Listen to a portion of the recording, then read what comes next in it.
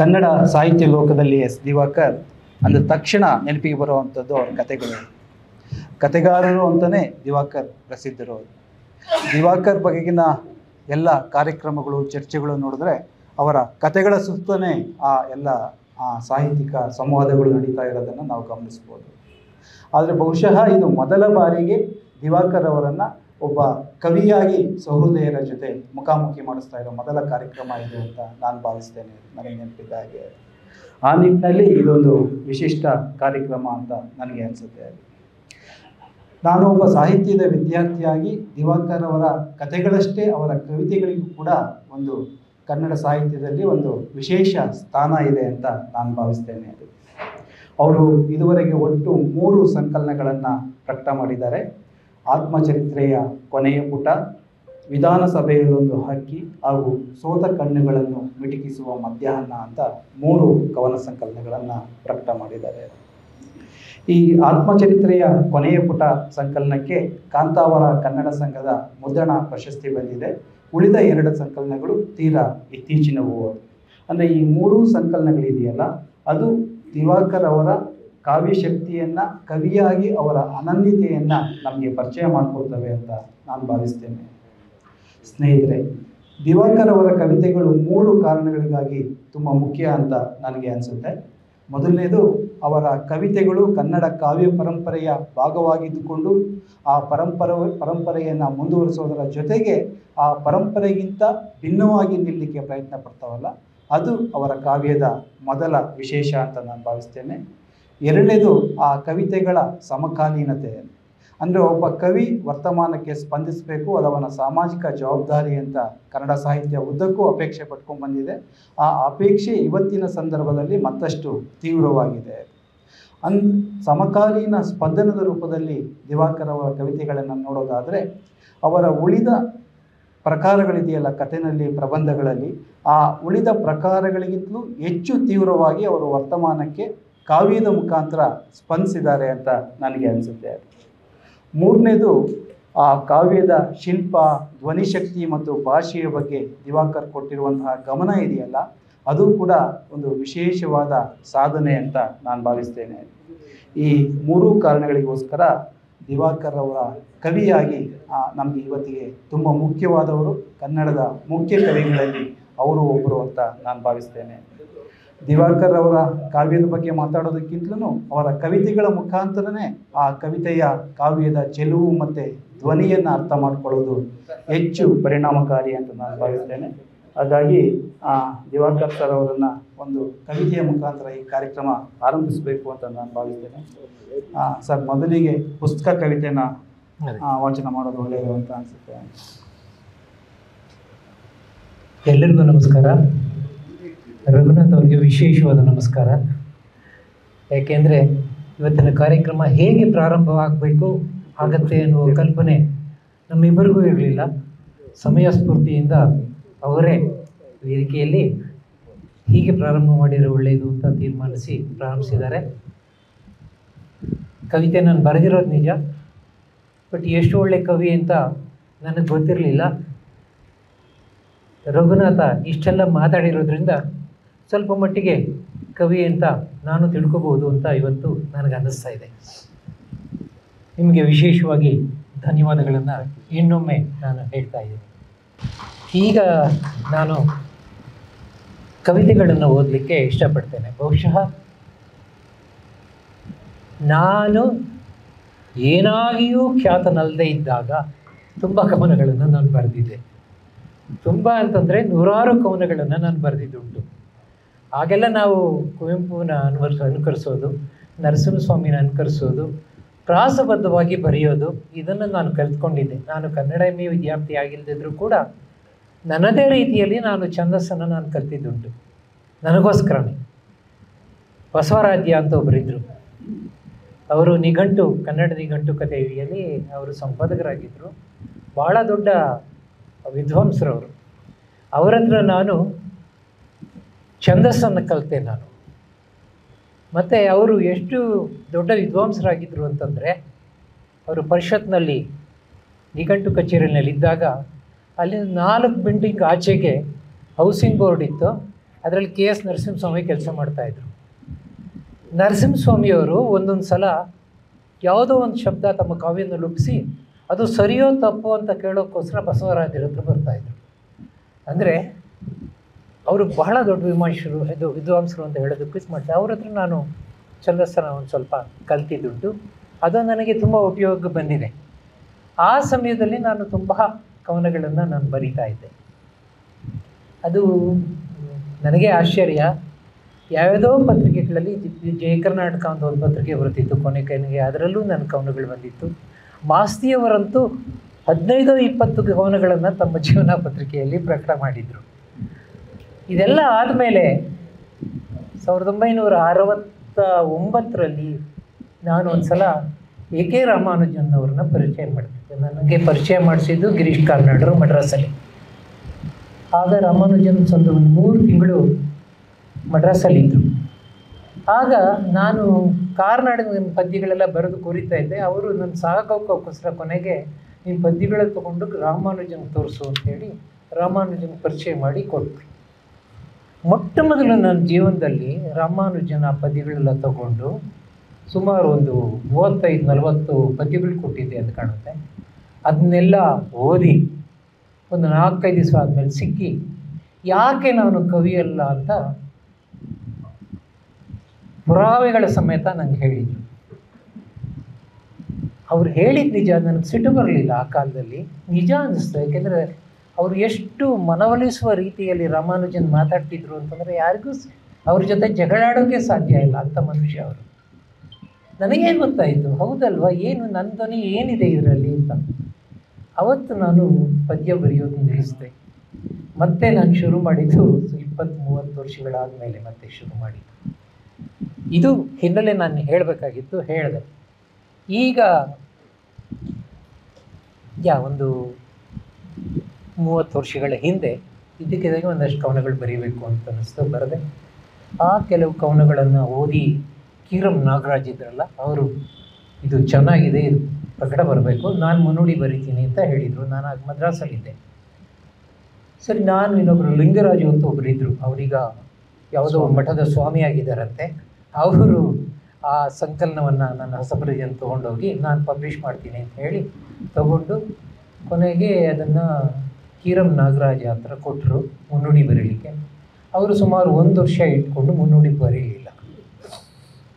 ಆಮೇಲೆ ನನ್ನ ಮೇಲೆ ಕರುಣೆ ತೋರಿಸಿ ಬಾಕಿನ ಅಂತ ಒಬ್ಬ ಇದ್ದ, ಲಿಪಿ ಪ್ರಕಾಶನ, ಇವತ್ತು ಅವನೂ ಇಲ್ಲ, ಅವನು ಅದನ್ನು ಪ್ರಕಟ ಮಾಡಿದ.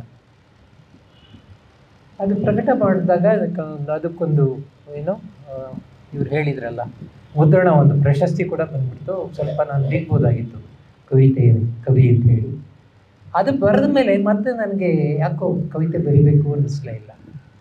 ಈಗ 2019ರಲ್ಲಿ ಮತ್ತೆ ಕವನ ಬರೀಬೇಕು ಅಂತ ಅನಿಸಿ ಆಮೇಲೆ 2 ಕವನ ಸಂಕಲನಗಳು ಬಂದು, ಇದು ಸಣ್ಣ ಹಿನ್ನೆಲೆ ಅಷ್ಟೇ ಇರಲಿ. ಈಗ ನಾನು ಒಂದು ಕವನವನ್ನು ಓದಲಿಕ್ಕೆ ಇಷ್ಟಪಡ್ತೇನೆ. ಪುಸ್ತಕ ಅಂದರೆ ಪುಸ್ತಕದ ಜಗತ್ತಿದೆಯಲ್ಲ, ಬಹಳ ದೊಡ್ಡದು ಪುಸ್ತಕ ಅಂತಂದರೆ. ಆ ಪುಸ್ತಕದಲ್ಲಿ ಇಡೀ ಜಗತ್ತಿದೆ ನಮಗೆ ಬೇಕಾದರೆ ಅಲ್ವಾ. ಅದು ಪುಸ್ತಕ ಮತ್ತು ಸಣ್ಣದಾಗೆ ಇರುತ್ತೆ.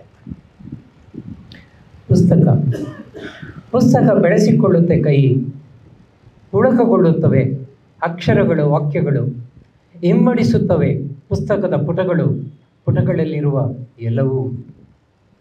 ಕೈಯಾಡಿದಂತೆ ಕಣ್ಣಾಡಿದಂತೆ ಪುಸ್ತಕ ಉಬ್ಬುತ್ತಾ ಊದಿಕೊಳ್ಳುತ್ತೆ, ಬೀಳುತ್ತೆ ನೆಲಕ್ಕೆ.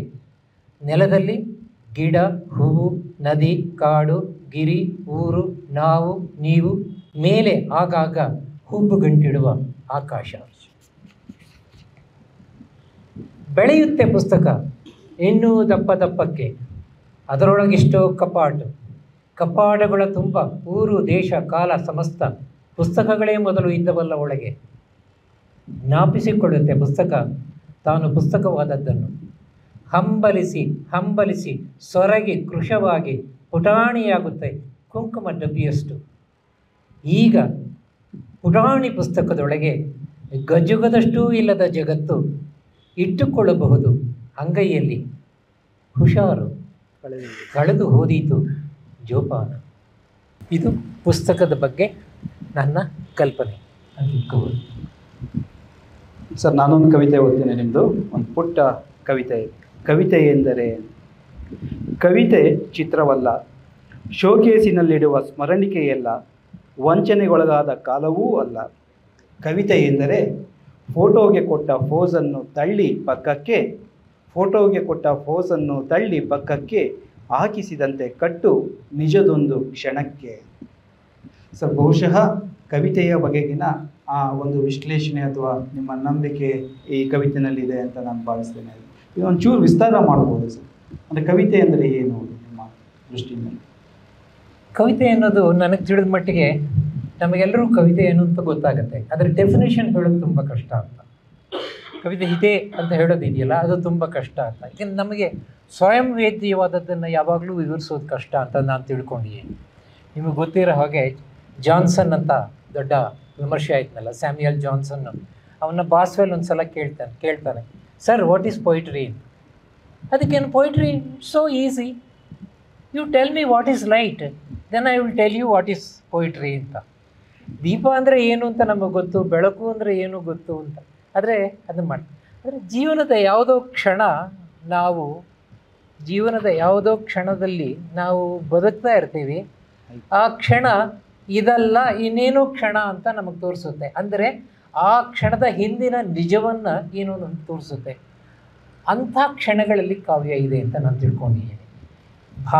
ನಮ್ಮ ಕುವೆಂಪು ಪುತಿನ ಒಂದು ಕಡೆ ಹೇಳಿದರು, ಕಾವ್ಯ ನಾನು ಯಾಕೆ ಬರೀತೀನಿ ಅಂದರೆ ಭಾವ ನಷ್ಟ ಆಗಬಾರ್ದು ಅಂತ. ಯಾವಾಗಲೂ ಒಂದು ಜೀವನದಲ್ಲಿ, ಇವಾಗ ಉದಾಹರಣೆಗೆ ನಾವು ಸೂರ್ಯಾಸ್ತವನ್ನು ಸಾಮಾನ್ಯವಾಗಿ ಬೆಂಗಳೂರಿನಲ್ಲ, ಹಳ್ಳಿನಲ್ಲಿರೋರು ಪ್ರತಿಯೊಬ್ಬರು ಸೂರ್ಯಾಸ್ತವನ್ನು ನಾವು ನೋಡ್ತಾ ಇರ್ತೀವಿ, ಪ್ರತಿಯೊಬ್ಬರು ದಿನವೂ ನೋಡ್ತಾ ಇರ್ತೀವಿ. ಏನೂ ಅನಿಸಲ್ಲ ನಮಗೆ, ಯಾಕೆಂದರೆ ದಿನನಿತ್ಯದ ವಿದ್ಯಮಾನ ಅದು. ಆದರೆ ಯಾವತ್ತೂ ಅನಿಸಲ್ಲ, ಅದೇ ದಿನವೂ ನೋಡ್ತಕ್ಕಂಥ ಸೂರ್ಯಾಸ್ತ ನಮ್ಮಲ್ಲಿ ಹೊಸದೇನನ್ನು ಹುಟ್ಟಿಸುತ್ತೆ. ಅದು ಕೇವಲ ಸೂರ್ಯಾಸ್ತವಾಗಿ ಇರೋದಿಲ್ಲ, ಇನ್ನೇನೋ ಆಗಿರುತ್ತೆ, ಜೀವನಕ್ಕೆ ಸಂಬಂಧಕ್ಕೇನೋ ಆಗಿರುತ್ತೆ, ಜೀವನದ ದರ್ಶನ ಆಗಿರುತ್ತೆ, ಇನ್ನೇನೋ ಆಗಿರುತ್ತದು. ಅದು ಬಹುಶಃ ಎಲ್ಲರಿಗೂ ಆಗುವಂಥದ್ದು. ಹಳ್ಳಿಯರದು, ಅಕ್ಷರಸ್ಥರು, ಅನಕ್ಷರಸ್ಥರು, ಯಾರಿಗೆ ಬೇಕಾದರೂ ಆಗಿರೋ ಒಂದು ವಿದ್ಯಮಾನ ಅದು, ಯಾವುದೋ ಒಂದು ಕ್ಷಣದಲ್ಲಿ ಆಗುವಂಥದ್ದು. ಒಬ್ಬ ಕವಿ ಆದರೆ ಅದಕ್ಕೊಂದು ಭಾಷಾ ರೂಪ ಕೊಡ್ತಾನೆ, ಅದೊಂದು ಕಾವ್ಯ ಆಗುತ್ತೆ ಅಂತ. ನೀವು ಅಡಿಗರ ಮೋಹನ ಮುರಳಿ ತಗೊಂಡಾಗ ಇದೇ ಜೀವನ, ಹೂವು ಹಾಸಿಗೆ, ಚಂದ್ರಚಂದನ, ಬಾಹುಬಂಧನ, ಚುಂಬನ, ಕರೆಕ್ಟ್ ಎಲ್ಲ ಸರಿ ಅಂತ. ಇಷ್ಟೇ ಸಾಕು ಎಂದಿದೆಯಲ್ಲೋ ಇಂದು ಏನಿದು ಬೇಸರ ಅಂತ. ಇದೇ ಜೀವನ ಸರಿ, ಇದಾದಮೇಲೆ ಇನ್ನೇನೋ ಒಂದಿದೆ ಅಂತ ಅನ್ನಿಸ್ದಾಗ ನಾವಾಗಿ ಉಳಿಯೋದಿಲ್ಲ. ಕಾವ್ಯ ಅದು ಮಾಡುತ್ತೆ ಅಂತ ನಾನು ಅಂದ್ಕೊಂಡಿದ್ದೀನಿ. ಅಂದರೆ ನಮ್ಮನ್ನು, ಆದರೆ ನಾವು ಇದುವರೆಗೆ ಜೀವನ ಅಂದರೆ ಏನು ಅಂತ ತಿಳ್ಕೊಂಡಿರ್ತೀವಿ, ಇದು ಇಷ್ಟೇ ಅಂತ, ಇದಮಿತ್ತಂ ಇದಿಷ್ಟೇ ಅಂತ ತಿಳ್ಕೊಂಡಿರ್ತೀವಲ್ಲ, ಅಷ್ಟಲ್ಲ ಅಂತ ಹೇಳೋದನ್ನು ಕಾವ್ಯ ನಮಗೆ ಕಲಿಸುತ್ತೆ ಅಂತ ಅಂದ್ಕೊಳ್ಳುತ್ತೆ. ಇದಲ್ಲ, ಇದಕ್ಕೆ ಮೀರಿದ ಏನೋ ಒಂದಿದೆ, ಅದು ಏನದು ಅಂತ. ಭಾಳ ದೊಡ್ಡ ಕವಿ ಆದರೆ ಅದು ಏನು ಅನ್ನೋ ಒಂದು ಹಠಾತ್ ದರ್ಶನ ಕೂಡ ಆಗ್ಬಿಡುತ್ತೆ ಅವರಿಗೆ.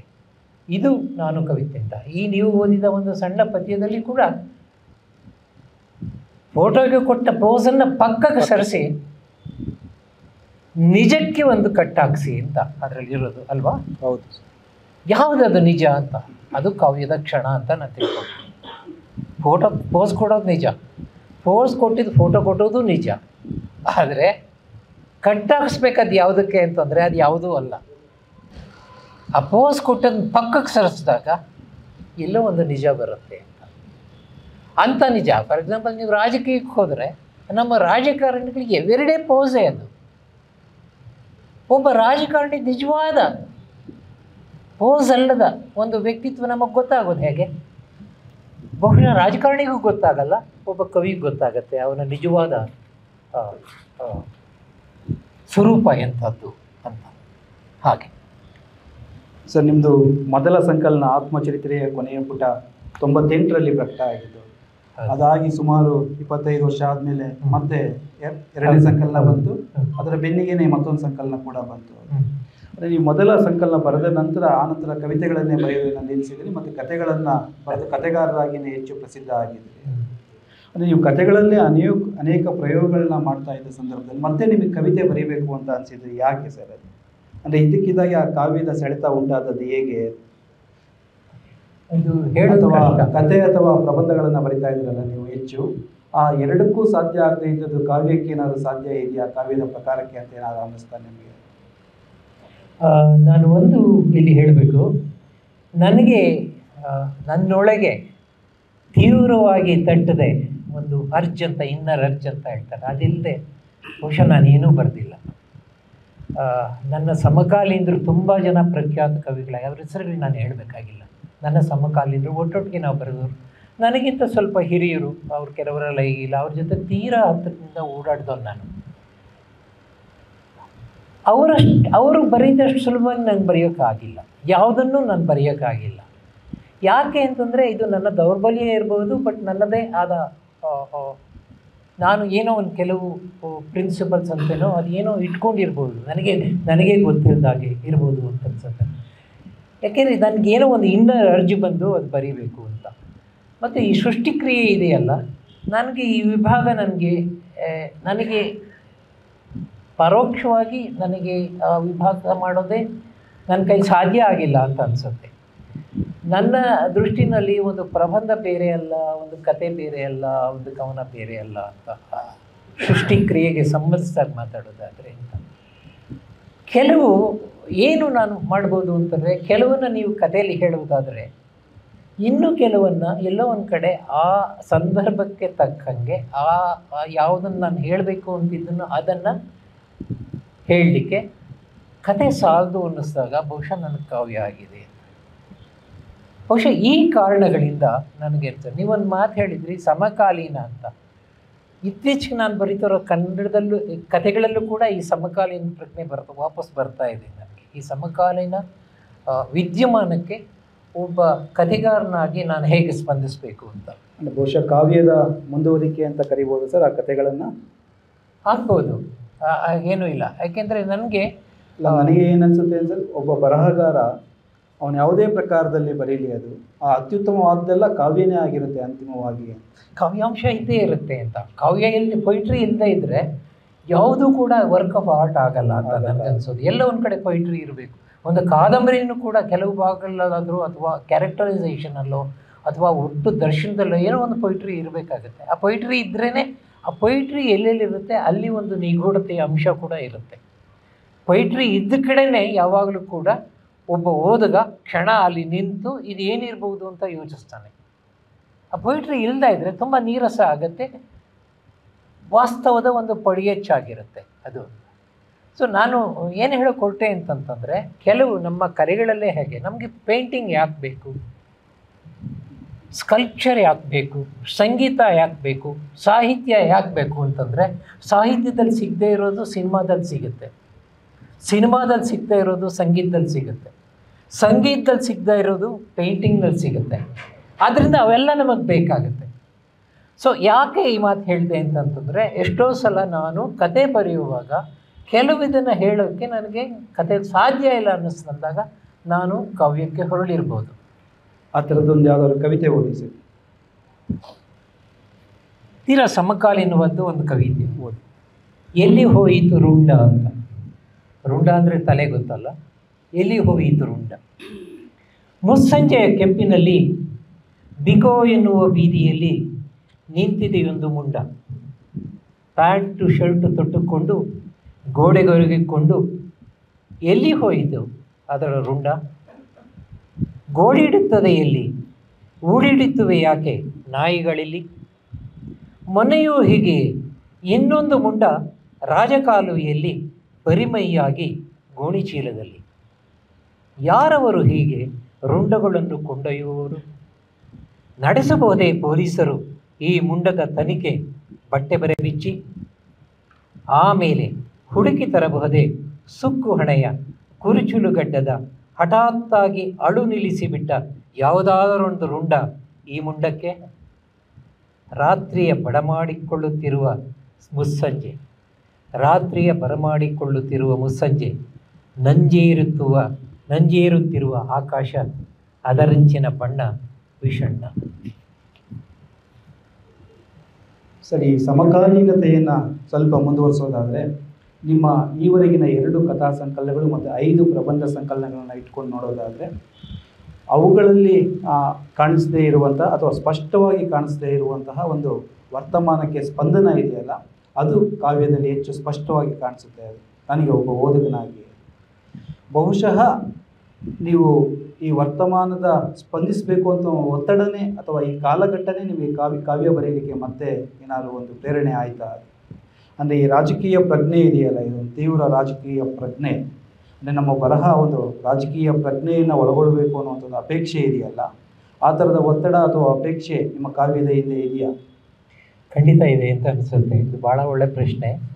ನನಗೆ ಇತ್ತೀಚೆಗೆ ಕಳೆದ 10 ವರ್ಷಗಳಿಂದ ತುಂಬ ಕಾಡ್ತಾ ಇರೋದು ಅಂತಂದರೆ, ನಮ್ಮ ಜೀವನದಲ್ಲಿ ಪ್ರತಿಯೊಂದು ಕ್ಷೇತ್ರದಲ್ಲೂ ಇರುವಂಥ ಒಂದು ಭ್ರಷ್ಟತೆ ಮತ್ತು ಅವನತಿ, ಇದು ತುಂಬ ನನ್ನನ್ನು ಕಾಡ್ತಾ ಇದೆ. ಯಾಕೆಂದರೆ ಇಲ್ಲಿ ನಾವು ಭಾಳ ಸುಲಭವಾಗಿ ಬಲಪಂಥೀಯ ಎಡಪಂಥೀಯ ಅಂತ ಮಾತಾಡ್ತಿರಲ್ಲ, ಅದು ಎಲ್ಲಿವರೆಗೆ ಅಂತಂದರೆ ಬಲಪಂಥೀಯರೊಳಗೆ ಎಡಪಂಥೀಯರು ಇದ್ದಾರೆ, ಎಡಪಂಥೀಯರೊಳಗೆ ಬಲಪಂಥೀಯರು ಇದ್ದಾರೆ. ಭಾಳ ಸ್ಪಷ್ಟ ಇದು ಅಂತ. ಯಾರೂ ಕೂಡ, ನನ್ನ ಸ್ನೇಹಿತರೆ ನಾನು ಹೇಳ್ತಾ ಇದ್ದೀನಿ, ಯಾರೂ ಕೂಡ ತುಂಬ ಹರಿಶ್ಚಂದ್ರರು ಈ ಕಾಲದಲ್ಲಂತೂ ನನಗಂತೂ ಕಾಣ್ತಾ ಇಲ್ಲ. ಸುಮಾರು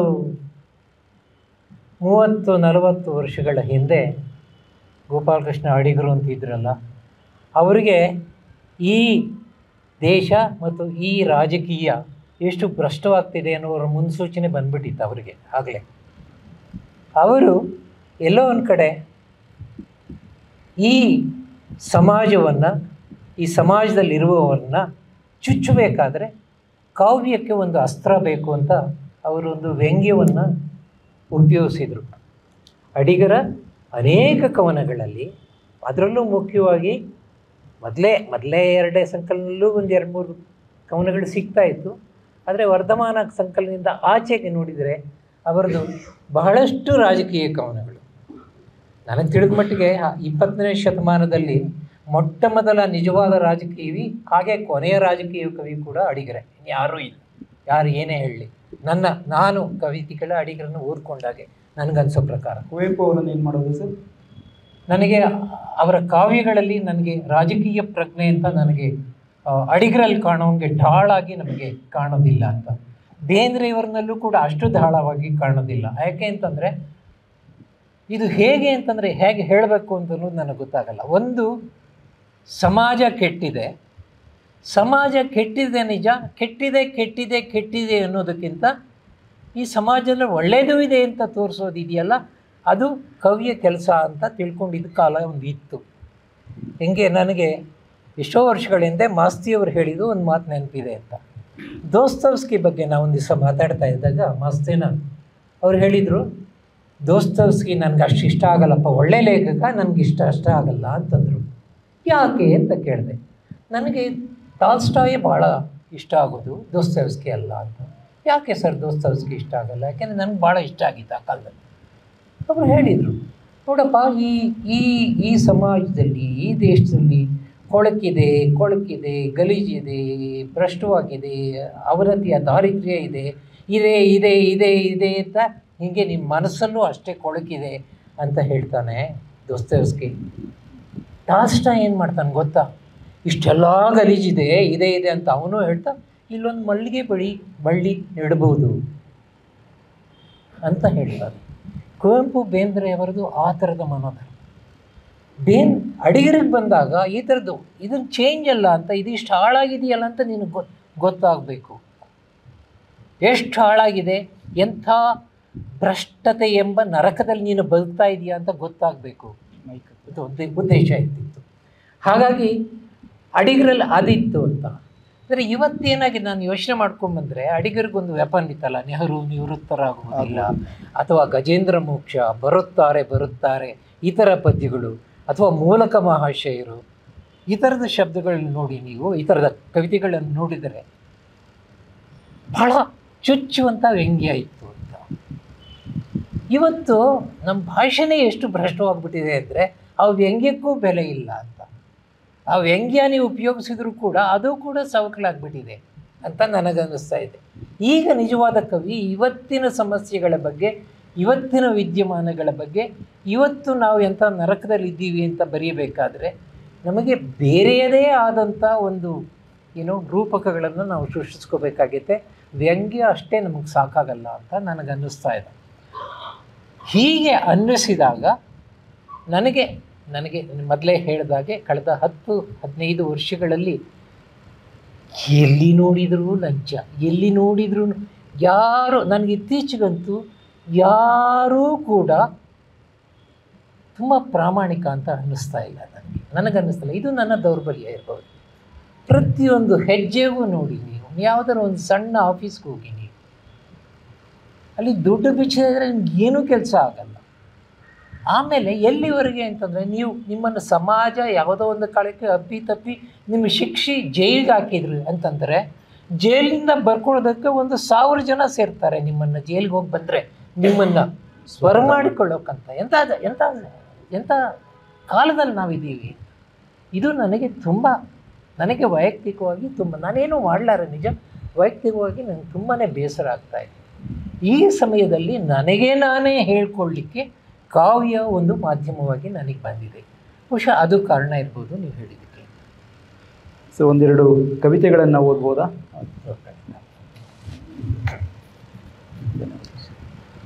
ವಿಧಾನಸಭೆಯಲ್ಲೊಂದು ಹಕ್ಕಿ. ನಮ್ಮದೇ ವಿಧಾನಸಭೆ. ನಿಧಾನ ಎಚ್ಚರಗೊಂಡ ವಿಧಾನಸಭೆಯಲ್ಲಿ ದೀಪಗಳು ಧಗ್ಗೆಂದು ಹೊತ್ತಿ, ಫ್ಯಾನುಗಳು ಗರಗರ ಸುತ್ತಿ, ಖದ್ದರುಗಳೆಲ್ಲ ಸುಖಾಸನಗಳನ್ನು ಹತ್ತಿ ಶೋಭಾಯಮಾನವಾಗಿರುವಾಗ, ಕಂಡು ಕುಕ್ಕುವ ಷಂಡ್ಲರುಗಳ ಬೆಳಕಿಗೆ ಬೆಳದಿಂಗಳು ಬಿದ್ದ ಸುನೇರಿಯ ಹಾಗೆ, ರಾಳದ ಬೆಳಕು ಮೀಸಿದ ಬೇಗಡೆಯ ಹಾಗೆ, ಮಿಡಿನಾಗರ ಮಿಡಿದ ಹಾಗೆ ಪ್ರತ್ಯಕ್ಷವಾಯಿತೊಂದು ಹಕ್ಕಿ ಎಲ್ಲರ ಕಣ್ಣು ಕುಕ್ಕುತ್ತ. ಉರುಳುಗಾಲಿಯ ಹಾಗೆ ಹೊರಡುತ್ತಿರುವ ಕಣ್ಣು, ಚೂರಿ ಮನೆಯಷ್ಟು ಚೂಪಾದ ಕೊಕ್ಕು, ಗರಿಗಳ ಗಲಗಲವೆನ್ನಿಸುವ ರೆಕ್ಕೆ, ತೆಳು ಗುಲಾಬಿಯ ಹೊರೆ ಇರುವ ಕೋಲು ಕಾಲು, ಬೂದು ಬಣ್ಣದ ಗುರುಗಳ ಪಾದ, ಒಮ್ಮೆಗೆ ಮೈಯೇ ಅದುರಿಸಿದ ಹಕ್ಕಿ ಹಾರಿ ಮೇಲೇರಿ ಬಡಿದು ಸಭಾಪತಿಗಳ ಕನ್ನಡಕಕ್ಕೆ ಬೀಳಿಸಿತೆರಡು ಪುಕ್ಕ ಕೆಳಕ್ಕೆ. ಸ್ತಬ್ಧರಾದವರು ಸಭಾಸದರಷ್ಟೇ ಅಲ್ಲ, ಮಾರ್ಷಲ್ಲುಗಳು ಕೂಡ. ಬಳ್ಳಾರೆ ವಿಚಿತ್ರಂ, ಇದೇನು ಹೆಂಟೆಯೋ, ಕುಕ್ಕುಟವೋ, ನಾಟಿಯೋ, ಬ್ರಾಯ್ಲರೋ ಅಥವಾ ಗೋಬಿಯೋ, ಹೆಣ್ಣು ನವಿಲೋ? ಹಕ್ಕಿಯಂತೂ ಹೌದು, ಯಾರಿಗೆ ಗೊತ್ತು ಎಂಥ ಮೊಟ್ಟೆ ಇಟ್ಟೀತೆಂದು. ಹೊರ ಹೋಗುವ ದಾರಿ ಅರಸುತ್ತ 10 ಸುತ್ತು ರಂಕುರಾಟನವಾಡಿತು ಹಕ್ಕಿ. ಅದರ ಉಗುರಿಗೆ ಸಿಕ್ಕಿ ಗಾಳಿಪಟವಾಡಿತೊಂದು ಗಾಂಧಿ ಟೋಪಿ. ಆಮೇಲೆ ಅಲ್ಲೇ ಬದಿಯಲ್ಲೇ ಕೂತಿದ್ದ ಸಚಿವರ ತಲೆಗೆ 3 ಸುತ್ತು ಹಾಕಿತು. ಅವರ ಕೈಯಲ್ಲಿದ್ದ ಯಾರೋ ಮಂತ್ರಿಸಿಕೊಟ್ಟ ನಿಂಬೆಹಣ್ಣುಗಳನ್ನು ನೋಡಿದ್ದೇ ದಿಕ್ಕು ತಪ್ಪಿತಂದಾಗಿ ಪುಕ್ಕಗಳುದುರಿಸಿ ಹಿಕ್ಕೆ ಜಾರಿಸಿ ಗರ ಗರ ಗರ ಗರ ತಿರುಗುತ್ತಿರೆ ಗೋಡೆಯ ಮೇಲಿನ ಗಾಂಧಿ, ನೆಹರು, ಕರ್ಟನ್, ಮೇಜು, ಕುರ್ಚಿ, ಕಡತ, ಸ್ಪೀಕರು, ಶಾಂಡ್ಲಿಯರು, ಮಿನರಲ್ ವಾಟರು, ಲಿಫ್ಟು, ಮೊಗಸಾಲೆ ಎಲ್ಲ ಅಪ್ಪಾಲೆ ತಿಪ್ಪಾಲೆ ಸುತ್ತುತ್ತ ಓಡಿಸಿಬಿಟ್ಟವು ಹಕ್ಕಿಯನ್ನು ಹೊರಕ್ಕೆ. ವಿಪಕ್ಷವಿಲ್ಲದೆ ಜೊತೆಗೆ ಹಿಂಬಾಲಿಸಿದ ಸಭಾಸದರು ನಿಂತು ಬಿಟ್ಟರು ಹೊರಗೆ ಕಕ್ಕೆಂದು ಅವಾಕ್ಕಾಗಿ. ಅಲ್ಲಿ ಕೆಳಗಿಳಿಸುವ ಮೆಟ್ಟಲು, ವನರಾಚಿ, ಗದ್ದಲ, ಗೌಜಿ, ಹೆದ್ದಾರಿ, ವಾಹನಗಳ ಭರಾಟೆ, ಅದೇ ಅಠಾರ ಕಚೇರಿ, ಬೀದಿ ಬಿಕಾರಿ. ಆದರೆ ಹಕ್ಕಿಯೂ ಇಲ್ಲ, ಅದರ ನೆರಳೂ ಇಲ್ಲ. ಹೋಯಿತಾದರೂ ಎತ್ತ, ಎಡಕ್ಕೋ ಬಲಕ್ಕೋ.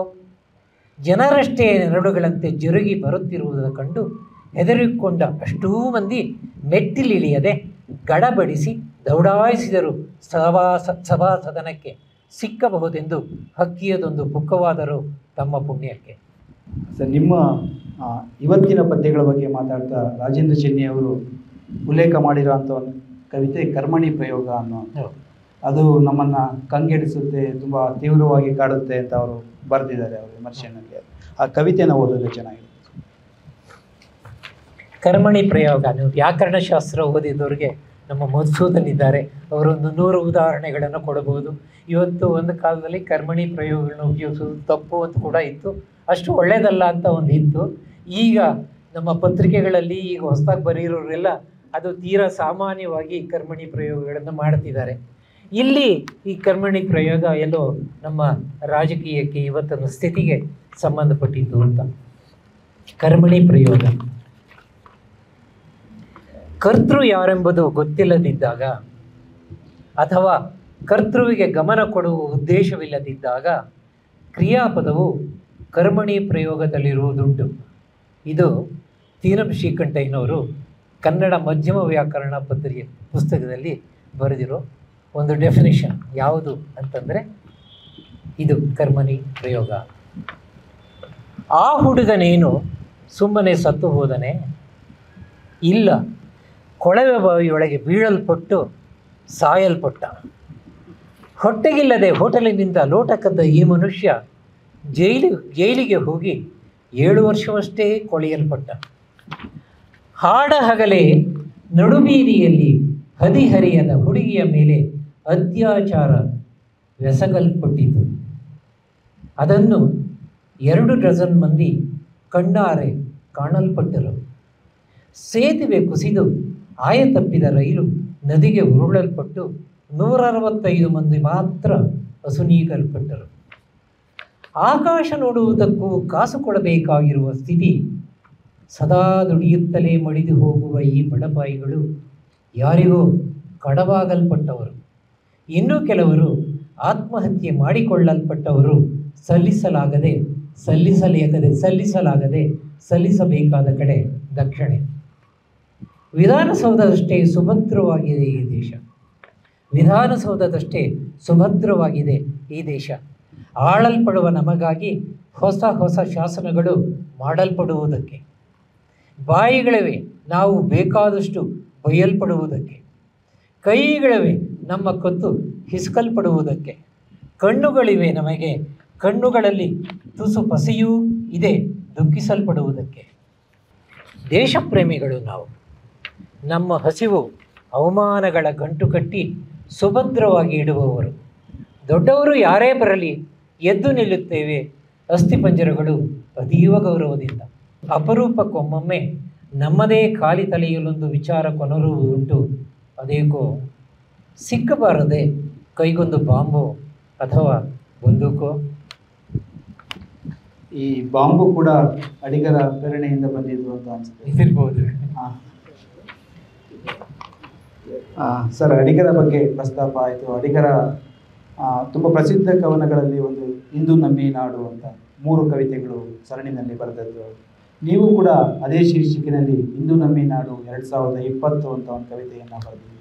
ಯಾಕೆ ಅದು ಬರೀಬೇಕು ಅಂತ ಅನ್ನಿಸ್ತು ನನಗೆ. ಹಾಗೆ ಆ ಕವಿತೆಯನ್ನು ಓದ್ಬೇಕು. ಅಡಿಗರದು ಐ ಥಿಂಕ್ ಅವರ ನಡೆದು ಬಂದ ದಾರಿಯಲ್ಲಿ ಅಂತ ಕಾಣುತ್ತೆ. 3 ಪದ್ಯಗಳು ಇಂದು ನಮ್ಮ ಈ ನಾಡು ಅಂತ ಬಹಳ ಅದ್ಭುತವಾದ ಪದ್ಯಗಳು. ಅದರಲ್ಲೇ ಬಹುಶಃ ವ್ಯಂಗ್ಯದ ಮೊದಲ ವ್ಯಂಗ್ಯ ಅಲ್ಲಿ ಗೊತ್ತಾಗುತ್ತೆ. ಸ್ವಾತಂತ್ರ್ಯ ಬಂದು ಕೆಲವೇ ವರ್ಷಗಳಾದ ಮೇಲೆ ಆದಂಥ ಒಂದು ಭ್ರಮ ನಿರಸನದಿಂದ ಅವರು ಬರೆದ ಆ ಪದ್ಯಗಳು ಅಂತ. ಇಲ್ಲಿ ಇನ್ನೊಂದು ಮಾತು ಹೇಳಲಿಕ್ಕೆ ನಾನು ಇಷ್ಟಪಡ್ತೀನಿ. ನನ್ನ ಜೀವನದಲ್ಲಿ ನಾನು ಗಳಿಸಿದ ಕೆಲವು ಪುಣ್ಯಗಳಲ್ಲಿ ಅಡಿಗರ ಒಂದು ನಿಕಟ ಸಂಪರ್ಕ ನನಗೆ ಸಿಕ್ಕಿದ್ದು. ಬಹುಶಃ ನಾನು ಭಾಳ ದೊಡ್ಡವ್ರ ಜೊತೆ ಓಡಾಡಿದ್ದು. ಮಾಸ್ತಿಯವರ ಜೊತೆ, ವಿ ಸಿ ಅವರ ಜೊತೆ, ರಾಮಾನುಜನ್ ಜೊತೆ, ಹೀಗೆ ಅನೇಕರ ಜೊತೆ ಓಡಾಡಿದನು. ಅನೇಕರ ಜೊತೆ ಏನೇನೋ ಕಲ್ತಿದ್ದೀನಿ. ಬಹುಶಃ ಕಾವ್ಯ ಕರ್ಮದ ಬಗ್ಗೆ ನಾನು ಹೆಚ್ಚು ಕಲ್ತ್ಕೊಂಡಿದ್ದು ಬಹುಶಃ ಅಡಿಗರಿಂದ. ಅವರೇನು ನನಗೆ ಕಲಿಸ್ಲಿಲ್ಲ. ಅವ್ರ ಜೊತೆ ಎಲ್ಲಿದ್ದರೆ ಸಾಕು ನಮಗೂ. ಅಡಿಗರ ಜೊತೆನಲ್ಲಿ ಇದ್ದು ಯಾರು ಆ ಕಾಲದಲ್ಲಿ ಅವ್ರ ಜೊತೆಗಿದ್ದರೂ ಅವರು ಒಂದಲ್ಲ ಒಂದು ದಿವಸ ದೇಶದ ಬಗ್ಗೆ ಯೋಚನೆ ಮಾಡೋ ಹಾಗೆ ಅವರ ಮಾತುಗಳೇ ನಮಗೆ ಮಾಡಿಬಿಡ್ತಾಯಿತ್ತು. ಅಂಥ ಒಂದು ಪ್ರಭಾವ ಅವರಲ್ಲಿ ಇತ್ತು. ಅದು ಒಂದು ಕಾರಣ. ಬಹುಶಃ ನನ್ನಲ್ಲಿ ಒಂದು ಕಾವ್ಯ ಪ್ರೇಮ ಮತ್ತು ಕಾವ್ಯಾಭ್ಯಾಸ ಮೂಡಲಿಕ್ಕೆ ಅಡಿಗರು ಕೂಡ ದೊಡ್ಡ ಕಾರಣ ಅಂತ ನಾನು ತಿಳ್ಕೊಂಡಿದ್ದೀನಿ. ನನ್ನ 2ನೇ ಸಂಕಲನವನ್ನು ಅವರಿಗೆ ನಾನು ಅರ್ಪಿಸಿರೋದುಂಟು. 25 ವರ್ಷಗಳ ಹಿಂದೆ ಒಂದು ಸಲ ಇದ್ದಕ್ಕಿದ್ದಾಗೆ ನಮ್ಮ ದೇಶದ ಬಗ್ಗೆ ನನಗೆ ಯೋಚನೆ ಮಾಡ್ತಾ ಇದ್ದಾಗ ನನಗೆ ಹೊಳೆದಿದ್ದು ಅಡಿಗರ ಇಂದು ನಮ್ಮ ಈ ನಾಡು. ಅವು 3 ಕವನಗಳನ್ನು 10 ಸಲ ಆ ವರ್ಷ ನಾನು ಓದಿದ್ದುಂಟು. ಹೋದಾಗ ಅದೇ ಧಾಟಿ ಹಿಡ್ಕೊಂಡು ನಾನು ಇಂದು ನಮ್ಮಿ ನಾಡು 2020 ಅಂತ ಒಂದು ಕವನ ಬರೆದಿದ್ದೀನಿ ಆ ಬಗ್ಗೆ. ಇಂದು ನಮ್ಮಿ ನಾಡು ಮನುಷ್ಯ ಮಾತ್ರರ ಕೊಂದು ಹೆಗ್ಗಣವ ಬದುಕಿಸುತ್ತಿರುವ ಪ್ಲೇಗು. ಇಂದು ನಮ್ಮ ನಾಡು ಮನುಷ್ಯ ಮಾತ್ರರ ಕೊಂದು ಹೆಗ್ಗಣವ ಬದುಕಿಸುತ್ತಿರುವ ಪ್ಲೇಗು. ಎಲ್ಲಿ ನೋಡಿದರಲ್ಲಿ ಬೋಳು ಮಡ, ಕಳ್ಳಿಗಿಡ, ಹಸಿರು ವಿಚಾರಗಳ ತರಿವ ಅಲಗು. ಮಾತಿರದೆ ಕೂತು ಬಿಟ್ಟಿದೆ ಭೂತ, ಕಣ್ಣಿದಿರು ಅರೆಸತ್ತು ಬಿದ್ದಿರುವ ವರ್ತಮಾನ. ಖಡ್ಗ ಬಂದೂಕೇಕೆ ತೊಕ್ಕು ಹಿಡಿಯುವುದಕ್ಕೆ, ಕೊಚ್ಚಿ ಕತ್ತರಿಸುವುದೇ ಧ್ಯಾಯಮಾನ. ಚಂಡೆ ತನ್ನಷ್ಟಕ್ಕೆ ಬಾರಿಸುತ್ತಿದೆ ವೇಷ ಕಟ್ಟಿರುವ ಮಿಥ್ಯೆಗಳ ಮೋಘ ನೃತ್ಯ. ಚಂಡೆ ತನ್ನಷ್ಟಕ್ಕೆ ಬಾರಿಸುತ್ತಿದೆ ವೇಷ ಕಟ್ಟಿರುವ ಮಿಥ್ಯೆಗಳ ಮೋಘ ನೃತ್ಯ. ರುಂಡಗಳ ಚೆಂಡಾಡುತ್ತಿರುವ ದುಂಡಾವೃತ್ತಿ. ಹಿಂಸೆಯೊಂದೇ ಇಲ್ಲಿ ನಿತ್ಯ ಸತ್ಯ. ಹಿಂಸೆಗೂ ಎಷ್ಟು ವಿಧ, ಏನೆಲ್ಲ ರಕಮುಗಳು. ಕುಣಿಯುತ್ತಲಿವೆ ಕೇಕೆ ಹಾಕಿಕೊಂಡು. ನ್ಯಾಯ, ಅನುಕಂಪ ಇತ್ಯಾದಿ ಹಳೆಯ ರಿವಾಜು ಬೂದಿಯಾಗಿವೆ ಕೆಂಡ ಮುಚ್ಚಿಕೊಂಡು. ಭಾಷೆಯೇ ಸ್ಮಶಾನ ಮಾರ್ಗ ಹಿಡಿದಿದೆ, ಭಾಷೆಯೇ ಸ್ಮಶಾನ ಮಾರ್ಗ ಹಿಡಿದಿದೆ. ಪಾಪ ಚೂರಿ ತಾನೇನೊಂದು ಚೀರಲುಂಟೆ, ಚೂರಿ ತಾನೇನೊಂದು ಚೀರಲುಂಟೆ. ನಾಡು ಮುನ್ನಡೆಸುವಿ ಧಾವಂತದಲ್ಲಿ ಹೆಣ ಬಿದ್ದು ಬಿಟ್ಟಿವೆ ಎಂದು ಅಳುವುದುಂಟೆ. ನಾಡು ಮುನ್ನಡೆಸುವಿ ಧಾವಂತದಲ್ಲಿ ಹೆಣ ಬಿದ್ದು ಬಿಟ್ಟಿವೆ ಎಂದು ಅಳುವುದುಂಟೆ. ದಿಗಂತದಲ್ಲೇನೋ ಬೀಳುತ್ತಲಿದೆ ಕುಸಿದು ತಾಳಲಾರದೆ ತನ್ನದೇ ಭಾನವಾದ. ಹಸಿದಿರುವ ಹಕ್ಕಿಗಳು ಚೀರಿ ಪಟಪಟ ರೆಕ್ಕೆ ಬಡಿದು ಬರಚುತ್ತಲಿದೆ ಆಕಾಶವ. ಬರುತ್ತಾ ಇದೆ ವಿದೇಶದಿಂದ ಧಾರಾಳ ನಗು, ಬರುತ್ತಾ ಇದೆ ವಿದೇಶದಿಂದ ಧಾರಾಳ ನಗು. ಗೋಳ್ಕರೆಯ ಗೊಂಚಲಿಗೆ ಬಣ್ಣ ಹಚ್ಚು, ಯಾತನೆಗೆ ಕಟ್ಟು ಹಾಕಿಸಿ ನೇತು ಹಾಕಿಬಿಡು. ಯಾತನೆಗೆ ಕಟ್ಟು ಹಾಕಿಸಿ ನೇತು ಹಾಕಿಬಿಡು. ಸಿಂಗಾರಕ್ಕಿರಲಿ ಕಣ್ಣೀರ ಕುಚ್ಚು. ಸರ್, ಆಗಲೇ ನೀವು ಭಾಷೆಯ ಎಚ್ಚರದ ಬಗ್ಗೆ ಮಾತಾಡ್ತೀವಿ. ಅಂದರೆ ನಮ್ಮ ಇವತ್ತಿನ ಭಾಷೆ ಅದರ ಧ್ವನಿ ಶಕ್ತಿಯನ್ನು ಕಳ್ಕೊತಾ ಇದೆ ಅಂತ. ನಮ್ಮ ಸಾಹಿತ್ಯದ ಚರ್ಚೆಗಳನ್ನು ಗಮನಿಸಿದ್ರೆ ನಾವು ಅದು ಕಥೆ ಇರ್ಬೋದು, ಕವಿತೆ ಇರ್ಬೋದು, ಕಾದಂಬರಿ ಇರ್ಬೋದು, ಆ ರಚನೆಗಳ ಆಶಯಗಳ ಬಗ್ಗೆ ನಾವು ಹೆಚ್ಚು ಒತ್ತು ಕೊಟ್ಟು ಮಾತಾಡ್ತೇವೆ. ಆ ಕಥೆಯ ಅಥವಾ ಕಾವ್ಯದ ಸಾಹಿತ್ಯದ ಶಿಲ್ಪದ ಬಗ್ಗೆ ಆಗಲಿ, ಅದರ ಭಾಷೆ ಬಗ್ಗೆ ಆಗಲಿ ಇವತ್ತಿನ ವಿಮರ್ಶೆ ಗಮನಿಸೋದು ತುಂಬ ಕಡಿಮೆ ಅಥವಾ ಗಮನಿಸ್ತಾ ಇಲ್ಲ ಅಂತಲೇ ಹೇಳ್ಬೋದು ಅಷ್ಟು ಮಟ್ಟಿಗೆ. ಆದರೆ ನಿಮ್ಮ ಕಾವ್ಯದಲ್ಲಿ ಮತ್ತೆ ಮತ್ತೆ ನಮ್ಮ ಗಮನಕ್ಕೆ ಎದ್ದು ಕಾಣುವಂಥದ್ದು ಒಂದು ಶಿಲ್ಪದ ಬಗೆಗಿನ ಎಚ್ಚರಿಕೆ ಮತ್ತು ಭಾಷೆಯನ್ನು ಕೂಡ ತುಂಬ ಪ್ರಜ್ಞಾಪೂರ್ವಕವಾಗಿ ಬಳಸುವಂಥದ್ದು. ಇದು ಸಾಧ್ಯ ಆದದ್ದು ಹೇಗೆ ಸರ್? ಯಾಕೆ ಅಂತ ಅಂದರೆ ಇದ್ರ ಬಗ್ಗೆ ಹೆಚ್ಚು ಎಚ್ಚರದಲ್ಲಿರ್ತೀರಿ ನೀವು ಅಂತ ಅನಿಸುತ್ತೆ ನನಗೆ. ಇದು ಯಾಕೆಂದರೆ ನನಗೆ ಇಲ್ಲಿ ಒಂದು ಮಾತು ನಾನು ಹೇಳಬೇಕು. ನಾನು ಒಂದೇ ವರ್ಷ ಕಾಲೇಜಿಗೆ ಹೋಗಿದ್ದು, ಅದೇ ದಟ್ PUC. ಅಲ್ಲಿಂದಾಚೆಗೆ ನನಗೆ ನನ್ನ ಸಾಂಸಾರಿಕ ಅಥವಾ ನನ್ನ ಕುಟುಂಬದ ಹಿನ್ನೆಲೆಯಿಂದ ನಾನು ಹೆಚ್ಚು ಓದೋಕ್ಕಾಗಲಿಲ್ಲ, ಕಾಲೇಜಿಗೆ ಹೋಗಿ ಓದೋಕ್ಕಾಗಲಿಲ್ಲ. ಆಮೇಲೆ ಒಂಥರ ಎಕ್ಸ್ಟರ್ನಲ್ ಸ್ಟೂಡೆಂಟ್ ಆಗಿ ನಾನು ಕರ್ನಾಟಕ ಯೂನಿವರ್ಸಿಟಿಯಿಂದ PA ಮತ್ತು MA ಒಂದು ವರ್ಷ ಕೂಡ ನಾನು ಓದಿದ್ದುಂಟು. ಅದು ಜೀವನದಲ್ಲಿ ಏನೋ ಒಂದು ಕೆಲಸ ಗಿಟ್ಟಿಸ್ಕೊಳ್ಬೇಕಾದ್ರೆ ನಾನು ಓದಬೇಕಾಯ್ತು. ತುಂಬ ಆಸಕ್ತಿ ಕೊಟ್ಟು ಅದನ್ನು ಓದಿದ್ದೀನಿ ಅಂತ ನಾನು ಹೇಳಲಾರೆ. ಆದರೆ ಸಾಹಿತ್ಯದಲ್ಲಿ ಮೊದಲಿಂದ ನನಗೊಂದು ಹುಚ್ಚಿತ್ತು, ಓದೋದೊಂದು ಹುಚ್ಚಿತ್ತು ಅಂತ. ನಾನು PUC ಆದಮೇಲೆ ಇಂಗ್ಲೀಷನ್ನು ಓದೋಕ್ಕೆ ಶುರು ಮಾಡಿದೆ.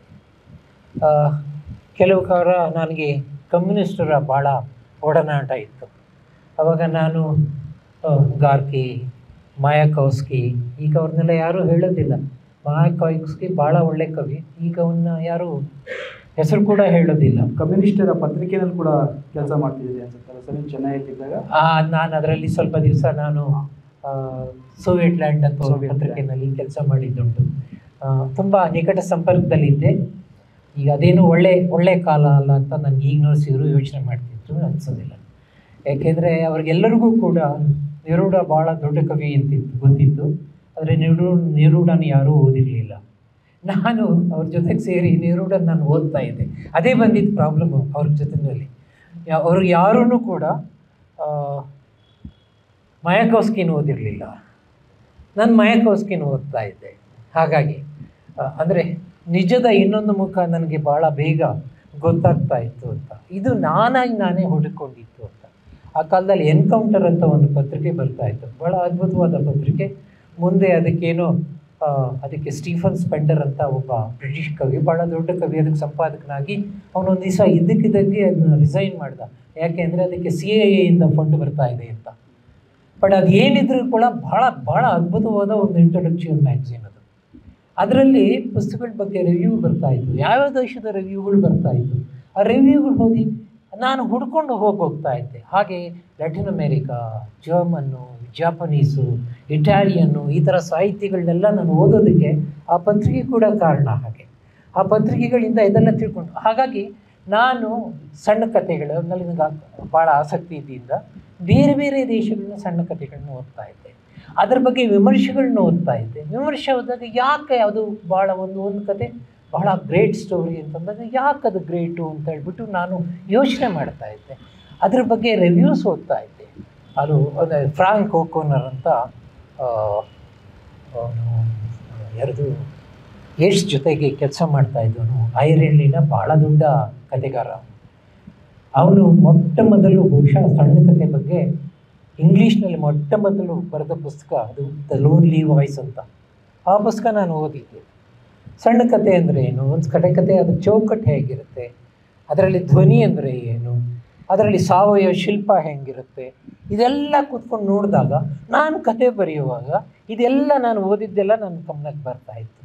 ಆವಾಗ ಏನಾಗುತ್ತೆ, ನನಗೆ ಯಾವಾಗಲೂ ನಾನು ಕತೆ ಬರೆದಾಗ ಬಹುಶಃ ನಾನು ಒಂದು 10-12 ಕಥೆನ ಬರೆದು ಬಿಗಿನಿಂಗಲ್ಲಿ ಹರಿದಾಕಿದ್ದೀನಿ, ಪ್ರಕಟಿಸೋಕೆ ಹೋಗಿಲ್ಲ. ಯಾವುದೋ ಒಂದು ಕತೆ ಪ್ರಜಾವಾಣಿನಲ್ಲಿ ಬಂದಿತ್ತು, ಮೌನ, ಸ್ತಬ್ಧ, ನೀರವ, ಅದನ್ನು ಇಟ್ಕೊಂಡೂ ಇಲ್ಲ. ಯಾಕೆಂದರೆ ಅದು ಕೆಟ್ಟ ಕತೆ ಅಂತ ನನಗಾಗಲೇ ಗೊತ್ತಾಗೋಗಿತ್ತು. ಅದನ್ನು ನಾನು ಪ್ರಕಟಣೆ ಕೂಡ ಮಾಡಲಿಲ್ಲ. ಇದು ಯಾಕೆ ನನಗೆ ಗೊತ್ತಾಯಿತು ಅಂದರೆ ನನ್ನ ಓದಿನಿಂದ ಅಂತ. ನನಗೆ ಯಾರೂ ಹೇಳ್ಕೊಟ್ಟಿದ್ದಲ್ಲ, ನಾನೇ ಇದು ಹೇಗಿರ್ಬೋದು ವಿಮರ್ಶೆಗಳನ್ನ ಓದೋ ಮೂಲಕ ನಾನು ಕಲ್ತ್ಕೊಂಡಿದ್ದು. ಯಾಕೆ ಜೇಮ್ಸ್ ಜಾಯ್ಸ್ನ ಡೆಡ್ ಅಂತ ಒಂದು ಕತೆ ಇದೆ, ಯಾಕೆ ಅದು ಗ್ರೇಟ್ ಸ್ಟೋರಿ ಅಂತ ಅನ್ನೋದನ್ನು ನಾನೇ 10 ಸಲ ಓದಿ ತಿಳ್ಕೊಳ್ತಾ ಇದ್ದೆ. ಅದರಲ್ಲಿ ಭಾಷೆ ಯಾಕಿದೆ, ಕ್ಯಾರೆಕ್ಟರೈಸೇಷನ್ ಯಾಕಿದೆ, ಕೊನೆಗೆ ಯಾಕೆ ಅದು ಹೆಂಡಾಗುತ್ತೆ. ಇನ್ನೊಂದು ನನಗೆ ಎಷ್ಟೋ ಸಲ ಯೋಚನೆ ಆಗಿದ್ದು, ಕನ್ನಡದ ಶ್ರೇಷ್ಠ ಕಥೆಗಳು, ಮಾಸ್ತಿಯವ್ರು ತಗೊಳ್ಳಿ, ಅನಂತಮೂರ್ತಿಗಳು, ಚಿತ್ತಾಲರು ತಗೊಳ್ಳಿ, ಯಾರದೇ ಕಥೆಗಳನ್ನ ತೊಗೊಂಡಾಗ ಎಂಡಿಂಗ್ ಇದೆಯಲ್ಲ, ಆ ಎಂಡಿಂಗು ಭಾಳ ಒಳ್ಳೆಯ ಕಥೆಗಳಾದರೆ ಆ ಎಂಡಿಂಗು ಯಾರೇ ಓದಲಿ ಅದು ಸರಿ ಅಂತ ಅನಿಸುತ್ತಲ್ಲ, ಯಾಕೆ? ಇದೊಂದು ಮಿಸ್ಟ್ರಿ ನನಗೆ. ಅನಂತಮೂರ್ತಿ ಕತೆ ತಗೊಳ್ಳಿ, ನೀವು ಮುಗಿಸಿದಾರಲ್ಲ, ಅದು ಬೇರೆದು, ಇದನ್ನು ಬೇರೆ ರೀತಿ ಮುಗಿಸ್ಬೇಕು ಅಂತ ನಮಗೆ ಅನಿಸೋದೇ ಇಲ್ಲ. ಅದು ಒಳ್ಳೆಯ ಕತೆ ಆದರೆ. ಯಾವಾಗಲೂ ಕೆಟ್ಟ ಕತೆ ಆದರೆ ನಮಗೇನು ಅನಿಸುತ್ತೆ, ಇಲ್ಲ ಇದು ಹೀಗಲ್ಲ, ಬೇರೆ ಕಡೆ ಬೇರೆ ಥರ ನಾವು ಮುಗಿಸ್ಬೋದಾಗಿತ್ತು, ಬೇರೆ ಥರ ಬರೀಬೋದಾಗಿತ್ತು ಅಂತ ಅನಿಸುತ್ತೆ. ಒಳ್ಳೆ ಕತೆ ಯಾವಾಗಲೂ ಗೊತ್ತಾ, ಅದು ಪರ್ಫೆಕ್ಟ್ ಆಗಿಬಿಟ್ಟಿರುತ್ತೆ. ಎಷ್ಟು ಪರ್ಫೆಕ್ಟ್ ಆಗಿರುತ್ತೆ ಅಂತಂದರೆ ಅದರ ಎಂಡಿಂಗನ್ನು ನೀವು ಚೇಂಜ್ ಮಾಡೋಕ್ಕೆ ಆಗೋದಿಲ್ಲ. ಒಬ್ಬ ಓದುಗರಾಗಿ ಮಾನಸಿಕವಾಗಿ ನೀವು ಬದಲಾಯಿಸೋಕ್ಕಾಗೋದೇ ಇಲ್ಲ. ಇದನ್ನೆಲ್ಲ ನಾನು ಕಲ್ತಿರೋದ್ರಿಂದ ಭಾಳ ಎಚ್ಚರವಾಗಿ ನಾನು ಬರೀತಿರ್ತೀನಿ ಅಂತ. ಹಿಂದೆಲ್ಲ ಕೆಲವರು ಸ್ಫೂರ್ತಿ ಅಂತ ಅದು ಅಡಿಗರು ಪ್ರಾರ್ಥನೆ ಪದ್ಯದಲ್ಲಿದ್ದಲ್ಲ, ಕಮರು ತೇಗಿನ ಕಪಿಲೆ ಹೊಡೆದು ಹಗಲು ಹಿರಡು ತೇಗಿಗೊಂದು ಅಮೋಘ ಸ್ಫೂರ್ತಿ ಗೀತವ ಕರೆವ ರೋಗದ ಫಸಲನಾದಷ್ಟು ಸೌರವ ತಂದೆ ಅಂತಾರಲ್ಲ, ಆ ಒಂದು ತೇಗಿಗೆ ಒಂದು ಸ್ಫೂರ್ತಿ ಗೀತ ಬರ್ತಿದ್ದಾರೆ. ಆ ಥರ ಬರೆಯೋಕ್ಕೆ ಸಾಧ್ಯ ಇಲ್ಲ ನನಗೆ. ನಾವು ಎಷ್ಟೊಂದು ಸಲ ಕುವೆಂಪು, ಬೇಂದ್ರೆ, ನರಸಿಂಹಸ್ವಾಮಿ ಇವರೆಲ್ಲ ಒಂದು ರೀತಿಯಲ್ಲಿ ಪುಣ್ಯವಂತರು ಕೂಡ ಅಂತ ಅನಿಸುತ್ತೆ. ಹೊಸಗನ್ನಡ ಕವಿಯಾಗಿತ್ತು, ಅವರು ಬರೆದಿದ್ದೆಲ್ಲ ಸಾಹಿತ್ಯ ಆಯಿತು ಅಂತ. ಯಾಕೆಂದರೆ ಅದಕ್ಕೆ ಮೊದಲು ಮಾದರಿಗಳೇ ಇರಲಿಲ್ಲ ಅಂತ. ನಮಗೆ ಒಂದು ಕತೆ ಬರೆಯೋದು, ಒಂದು ಕವನ ಬರೆಯೋದು ತುಂಬ ಕಷ್ಟ. ನಮಗೆ 1000 ಮಾದರಿಗಳಿದೆ ಕನ್ನಡ ಸಾಹಿತ್ಯದಲ್ಲೇ. ನೀವು ಬೇರೆ ವಿಶ್ವ ಸಾಹಿತ್ಯ ಬಿಟ್ಬಿಡಿ, ನೀವು ಕನ್ನಡ ಸಾಹಿತ್ಯ 1000 ಮಾದರಿಗಳಿವೆ ಅಂತ. ಆದ್ದರಿಂದ ನಮಗೇನು ಅನಿಸುತ್ತೆ, ಒಬ್ಬ ನಿಜವಾದ ಲೇಖಕನಿಗೆ ಏನು ಅನಿಸುತ್ತೆ, ಯಾರೂ ಹೇಳ್ದೆ ಇರೋದು ನಾನು ಏನು ಹೇಳೋಕೆ ಹೊರಟಿದ್ದೀನಿ, ಭಾಷೆನಲ್ಲಿರ್ಬೋದು, ಏನು ಹೇಳೋಕೆ ಹೊರಟಿದ್ದೀನಿ, ನಾನು ಹೇಳಿರೋದು ಸರಿಯಾಗಿದೆಯಾ ಅಂತ. ಅದು ನಿಜವಾಗಲೂ ಮುಟ್ಟುತ್ತಾ ಓದೋರಿಗೆ?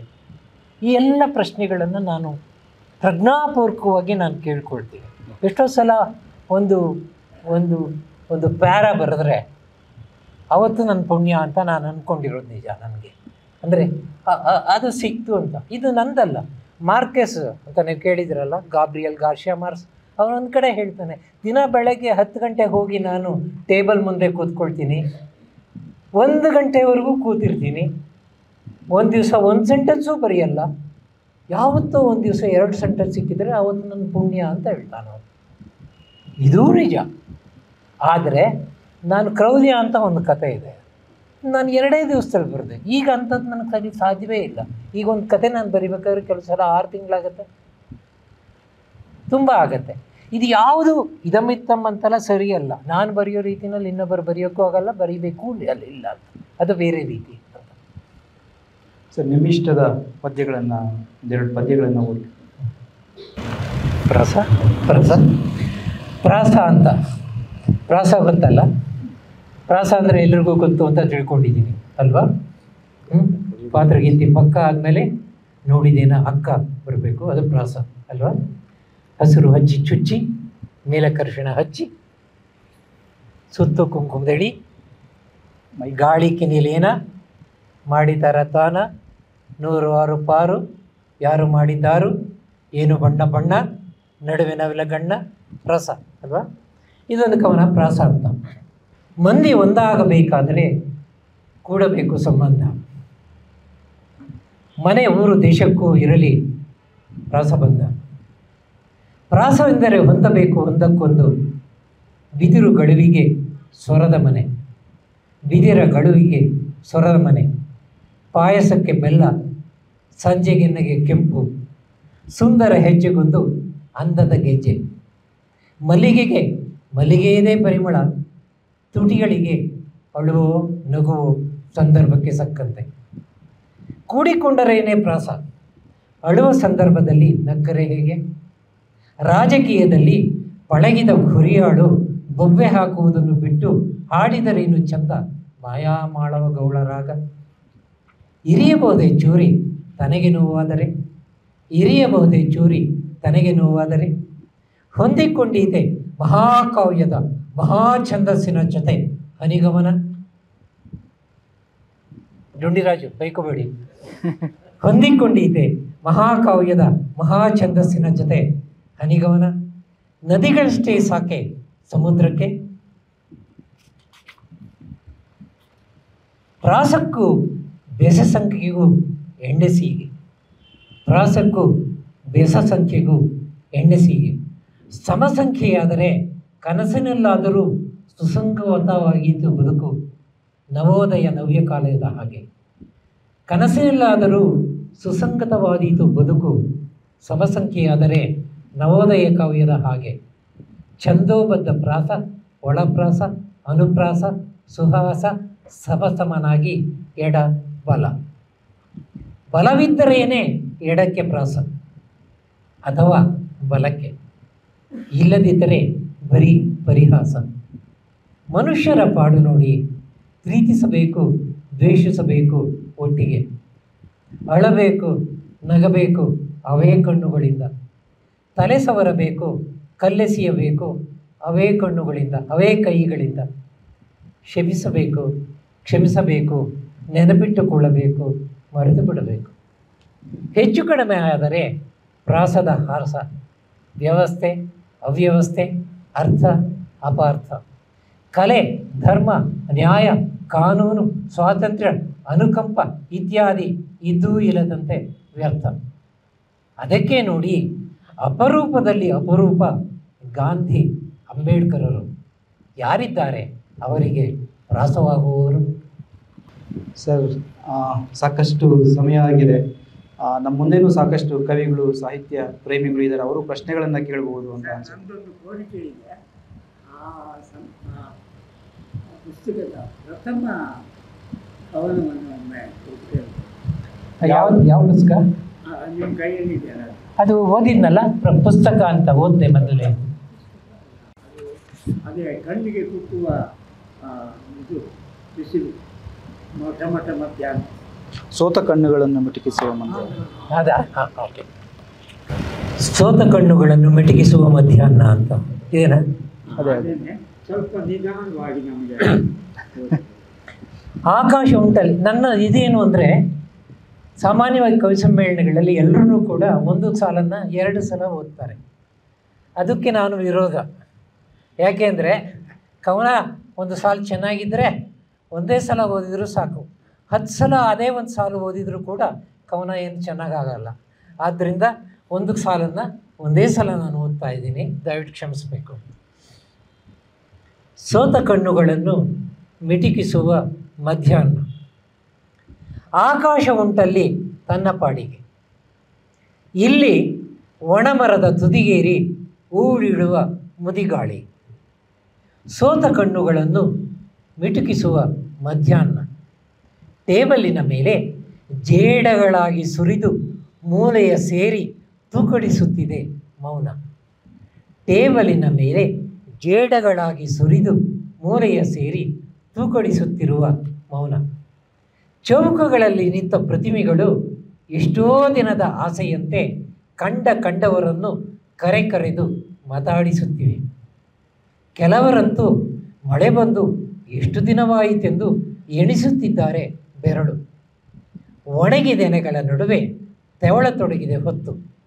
ವರ್ಷದ ಈ ಋತು ಹಿಂಡು ನೊಣಗಳಿಗೆ ಸುಗ್ರಹ. ಯಾರಿಲ್ಲಿ ಗಹಗಹಿಸಿ ನಗುತ್ತಿರುವವರು ಈಗ ಗೋಡೆಯ ಮೂಳೆಗಳನ್ನು ಕಳಚಿಕೊಂಡು ಒಡೆದ ಚಿತ್ರಗಳಾದ ಪಿತೃ ಪಿತಾಮಹರೆಲ್ಲ ಯಾರಾದರೂ ಇಂದು ಬರಬಾರದೆ ಎಂದು ಕಾಯುತ್ತಲಿರುವಾಗ? ಸರ್, ನಾನೇ ಇನ್ನೊಂದು ಪ್ರಶ್ನೆಯನ್ನು ಕೇಳ್ತೇನೆ. ನಿಮಗೆ ಸಂಗೀತದ ಬಗ್ಗೆ ಸಾಕಷ್ಟು ಆಸಕ್ತಿ, ನಿಮ್ಮ ಕಥೆಗಳಲ್ಲಿ ಪ್ರಬಂಧಗಳಲ್ಲಿ ಕೂಡ ಸಂಗೀತ ಮತ್ತೆ ಮತ್ತೆ ಬರುತ್ತೆ. ಇಲ್ಲಿನ ಕವಿತೆಗಳಲ್ಲಿ ಕೂಡ ಸಂಗೀತದ ಬಗ್ಗೆ ಮತ್ತು ಸಂಗೀತಗಾರರ ಬಗ್ಗೆ ಕವಿತೆಗಳಿದ್ದಾವೆ. ಅಂದರೆ ಈ ಸಂಗೀತದ ಬಗೆಗಿನ ಆಸಕ್ತಿ ನಿಮ್ಮ ಕಾವ್ಯ ರಚನೆಯಲ್ಲಿ ಯಾವ ರೀತಿಯಾದ ಸಹಾಯ ಆಗಿದೆಯಾ? ನಂಗೆ ಸಂಗೀತದಲ್ಲಿ ಮೊದಲಿಂದನೂ ಆಸಕ್ತಿ ಇದೆ. ಯಾವ ಕ್ಷಣ ಸಂಗೀತದಲ್ಲಿ ಆಸಕ್ತಿ ಉಂಟು ಅಂದರೆ ಶಾಸ್ತ್ರೀಯ ಸಂಗೀತದಲ್ಲಿ ಅಂತ ನಾನು ಹೇಳಲಾರೆ, ನನಗೆ ಗೊತ್ತಿಲ್ಲ ಅದು. ಅಲ್ಲ, ಅದು ಆಸಕ್ತಿ ಕಾವ್ಯಕ್ಕೆ ರಚನೆಗೆ ಏನಾದರೂ ಅನುಕೂಲ ಆಗಿದೆಯಾ? ಬಹುಶಃ ಛಂದಸ್ಸು ನಾನು ಹೇಳಿದೆ ಮೊದಲೇ ಕಲಿತೆ ಅಂತ. ಸಂಗೀತದಲ್ಲಿ ಏನಾಗಿದೆ ಅಂತಂದರೆ ಯಾವುದೋ ಒಂದು ಅಜ್ಞಾತ ಅಂಶ ಸಂಗೀತದಲ್ಲಿ ಬರುತ್ತೆ ಅಂತ, ನಾನು ಶಾಸ್ತ್ರೀಯ ಸಂಗೀತದಲ್ಲಿ ಬರುತ್ತೆ ಅಂತ. ಅದೇನು ಅಂತಂದರೆ ಪರ್ಟಿಕ್ಯುಲರ್ಲಿ ಹಿಂದೂಸ್ತಾನಿ ಸಂಗೀತದಲ್ಲಿ ನಾವು ಮೂಡ್ಸ್ ಅಂತ ಹೇಳ್ತೀವಲ್ಲ, ಬಹುಶಃ ಹಿಂದೂಸ್ತಾನಿ ಸಂಗೀತದಲ್ಲಿ ಹಿಂದೆ ಇರ್ತಿತ್ತು, ಬಹುಶಃ ಈಗಿದ್ದಲ್ಲಿ ಇಲ್ಲ ಅನಿಸುತ್ತೆ. ನಮ್ಮ ರಜಪೂತ್ ಪೇಂಟಿಂಗ್ಸ್ ಇದೆಯಲ್ಲ, ಆ ಪೇಂಟಿಂಗ್ಸಲ್ಲಿ ಪಹಾಡಿ ರಾಗಕ್ಕೊಂದು ಪೇಂಟಿಂಗು ಅಥವಾ ಮಾರ್ವಾ ರಾಗಕ್ಕೊಂದು ಪೇಂಟಿಂಗು ಚಿತ್ರಗಳು ಅಂದರೆ ರಾಗ ರಾಗಿಣಿಯರು ಒಂದು ಉದ್ಯಾನವನದಲ್ಲಿ ಪರಸ್ಪರ ಸರಸದಲ್ಲಿ ಇರುವಂಥ ಚಿತ್ರಗಳನ್ನು ಚಿತ್ರಿಸಿ ಅದಕ್ಕೆ ಒಂದು ರಾಗದ ಹೆಸರನ್ನು ಕೊಡ್ತಾಯಿದ್ರು ಅಂತ. ಅಂದರೆ ಆ ರಾಗ ಕೇಳಿದ್ರೆ ನಿಮ್ಮ ಮನಸ್ಸಲ್ಲಿ ಅದೇ ಚಿತ್ರ ಮೂಡುತ್ತೆ ಅಂತ ಅಲ್ಲ. ಆದರೆ ಎಷ್ಟೋ ಸಲ ಇವಾಗ ಒಂದು ಪೀಲು ರಾಗ ಅಂತ ಒಂದಿದೆ ಹಿಂದೂಸ್ತಾನಿನಲ್ಲಿ, ಅಥವಾ ಬೃಂದಾವನ್ ಸಾರಂಗ ಅಂತ ಒಂದು ರಾಗ ಇದೆ. ರಾಗನ ಭಾಳ ದೊಡ್ಡ ಸಂಗೀತಗಾರರು ಲೈಕ್ ಭೀಮ್ಸೇನ್ ಜೋಶಿ ಅಂತವರು ಹಾಡಿದರೆ ಅವರು ಸಾಮಾನ್ಯವಾಗಿ ಕೊನೆ ಪಕ್ಷ 1 ಗಂಟೆ ಹೊತ್ತು ಆ ರಾಗ ಹಾಡ್ತಿದ್ರು. ಅವರು ಒಳ್ಳೆ ಹುಕ್ಕಿನಲ್ಲಿ ಒಳ್ಳೆ ಇತ್ತು ಅಂತಂದರೆ 3 ಗಂಟೆ ಕೂಡ ಒಂದೇ ರಾಗವನ್ನು ಅವರು ಹಾಡಿದ್ದುಂಟು. ಅದು ನಾನು ಕೇಳಿದ್ದೀನಿ. ಅಷ್ಟು ಹಾಡುವಾಗ ಅಲ್ಲಿ ವರ್ಡ್ಸ್ ಏನಿರೋಲ್ಲ. ಹಿಂದೂಸ್ತಾನಿ ಸಂಗೀತದಲ್ಲಿ ಬಂದೀಶ್ ಅಂತ ಇರುತ್ತೆ, ಅದು 3 ಸಾಲು ಇರುತ್ತೆ, ಹೆಚ್ಚಂದರೆ 4 ಸಾಲು ಇರುತ್ತೆ. ಆ 4 ಸಾಲು ಇಟ್ಕೊಂಡು ಒಬ್ಬ ಸಮರ್ಥವಾದ ಹಿಂದೂಸ್ತಾನಿ ಸಂಗೀತಗಾರ 1.5 ಗಂಟೆ 2 ಗಂಟೆ ಕೊನೆ ಪಕ್ಷ ಹಾಡ್ಬೋದು 4 ಸಾಲ ಇಟ್ಕೊಂಡು. ಹೇಗೆ 4 ಸಾಲು ಇರೋದು ಅಂದರೆ ಸಂಗೀತದಲ್ಲಿ ನಿಮ್ಮ ವರ್ಡ್ಸ್ ಕೆಲಸ ಏನೂ ಇಲ್ಲ ಅಂತ. ಸಾಹಿತ್ಯಕ್ಕೂ ಸಂಗೀತಕ್ಕೂ ಬಹಳ ದೂರ ಅಂತ. ಸಾಹಿತ್ಯ ಎಲ್ಲವನ್ನೂ ಕೂಡ ವಿವರಿಸುತ್ತೆ, ಸಂಗೀತದಲ್ಲಿ ವಿವರಿಸೋಕ್ಕೆ ಅವಕಾಶ ಇಲ್ಲ. ಯಾಕೆಂದರೆ ಅದು ನಾದ ಭಾಷೆ, ಸಾಹಿತ್ಯ ಅಕ್ಷರ ಭಾಷೆ, ಸಂಗೀತ ನಾದ ಭಾಷೆ. ಆದ್ದರಿಂದ ಸಂಗೀತ ಏನು ಅಂತಂದರೆ ಅನಿರ್ವಚನೀಯ, ಅದು ಮಾತಿಗೆ ಮೀರದ್ದು, ಮಾತಿಗೆ ಸಿಕ್ಕದ್ದು, ಮಾತಿಗೆ ಮೀರಿದ್ದದು ಅನಿರ್ವಚನೀಯ ಅಂತ ನಾವು ಹೇಳ್ತೀರಿ. ಆದ್ದರಿಂದ ಏನಾಗುತ್ತೆ, ಅದು ನೀವು ಹುಟ್ಟಿದಾಗ ನೀವು ಸಂಗೀತ ಒಂದು 3 ಗಂಟೆ ಇವತ್ತು ಬೃಂದಾವನ ಸಾರಂಗವನ್ನು ಕೇಳಿದಾಗ ನಿಮ್ಮ ಮನಸ್ಸಲ್ಲಿ ಕೆಲವು ಭಾವನೆಗಳು ಹುಟ್ಟುತ್ತೆ. ಏನು ಆ ಭಾವನೆಗಳನ್ನ, ಅದನ್ನು ನಾನು ಮೂಡ್ಸ್ ಅಂತ ಕರಿತೀನಿ ನಾನು. ಆ ಮೂಡ್ಸನ್ನ ಎಷ್ಟೋ ಸಲ ಕಾವ್ಯದಲ್ಲಿ ಅಂಥ ಮೂಡುಗಳು ಬರುತ್ತೆ. ಅದು ಎಲ್ಲಿ ಬರುತ್ತೆ ಅಂತಂದರೆ ಕಂಡು ಕಾಣಿಸ್ಕೊಂಡು ಹೊರಟೋಗುತ್ತೆ. ಭಾಳ ಅದ್ಭುತವಾದ್ದು ಅಂತಂತಂದರೆ ಚಳಿ ಆಕೆ ಅಂತ ಒಂದು ಪದ್ಯ ಇದೆ ಬೇಂದ್ರೆದು. ಅದು ಚಳಿ ಅಂತ ನಮಗೆಲ್ರಿಗೂ ಗೊತ್ತು, ಚಳಿ ಅಂದರೆ ಏನು ಅಂತ. ಆದರೆ ಚಳಿನ ಅವರು ಎಕ್ಸ್ಪ್ಲೈನ್ ಮಾಡ್ತಾರೆ ಬೇಂದ್ರೆ. ಹೆಂಗೆ ಎಕ್ಸ್ಪ್ಲೈನ್ ಮಾಡ್ತಾರೆ ಅಂತಂದರೆ, ಆ ಚಳಿ ಆಕೆ ಒಬ್ಬಳು ಹೆಣ್ಣವಳು ಹೊಳೆ ಹೊಂಡದುಸಿರನ್ನೇ ನಯವಾಗಿ ನೇಯ್ದಂಥ ಮಂಜಿನ ಮೇಲ್ಸೆರಗು ಮೈ ತುಂಬ ಅಂತ ಹೇಳ್ತಾರೆ ಅದನ್ನು. ಆ ಚಳಿ ಆಕೆಗೆ ಹೆಂಗಿತ್ತಪ್ಪ ಅವಳಿಗೆ ಮೇಲ್ಸೆರಗಿತ್ತಂತೆ ಅಂದರೆ, ಎಂಥ ಮೇಲ್ಸೆರಗಿತ್ತು ಅಂತಂದರೆ ಹೊಳೆ ಹೊಂಡದುಸಿರನ್ನೇ ನಯವಾಗಿ ನೇಯ್ದಂಥ ಮಂಜಿನ ಮೇಲ್ಸೆರಗು ಮೈ ತುಂಬ. ಈ ಕಲ್ಪನೆ ಬಹುಶಃ ಸಂಗೀತದಲ್ಲಿ ಮಾತ್ರ ಸಿಗುತ್ತೆ ಅಂತ ನನಗನ್ಸುತ್ತೆ. ಅದು ಕೊನೆಗೆ ಹೆಂಗೆ ಮುಗಿಸ್ತಾರೆ ಅವರು ಅದನ್ನು, ಯಾವ ಸೀಮೆಯ ಹೆಣ್ಣು ಹಾವಭಾವವೇ ಬೇರೆ ಅಪ್ಪಿದ ಅಪ್ಪುಗೆ ಬಿಡದಾಕೆ. ಚಳಿ ಚಳಿ ನಿಮ್ಮ ಮೈಗಾದರೆ ಏನು, ಯಾವ ಸೀಮೆಯ ಹೆಣ್ಣು ಹಾವಭಾವವೇ ಬೇರೆ ಅಪ್ಪಿದ ಅಪ್ಪುಗೆ ಬಿಡದಾಕೆ. ಇದೇ ಒಂದರ ಅಂಶವನ್ನು ಇದರಲ್ಲಿ ನೀವು ನೋಡ್ಬೋದು. ಯಾವುದು, ಯಾವ ಮೋಹನ ಮುರಳಿ ಕ್ರಿಯೆಯಲ್ಲಿ ಇಹ ಅಲ್ಲ, ಅದು ಬೇರೆದು ಪರ ಅಂತ ಇನ್ನೇನೋ ಒಂದು ಕ್ಷಣ ಇದೆಯಲ್ಲ, ಅಂಥ ಕ್ಷಣಗಳು ನನಗೆ ಸಂಗೀತ ಕೇಳುವಾಗ ನನಗೆ ಸಿಕ್ಕಿದೆ ಯಾವುದೋ ಒಂದು ಸಮಯದಲ್ಲಿ.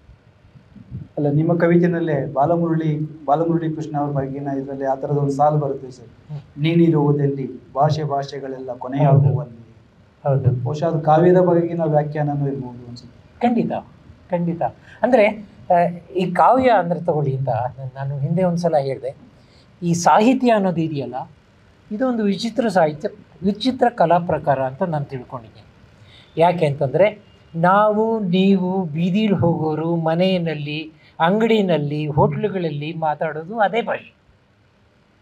ಇದೇ ಭಾಷೆಯನ್ನು ಒಬ್ಬ ಕವಿ ಅಥವಾ ಲೇಖಕ ಉಪಯೋಗಿಸ್ಬೇಕು, ಮತ್ತು ಈ ಭಾಷೆಯಲ್ಲಿ ಇಲ್ಲದೇ ಇರೋದನ್ನು ಈ ಭಾಷೆನಲ್ಲಿ ಸೃಷ್ಟಿಸಬೇಕು ಅಕ್ಷರಗಳ ಮೂಲಕ.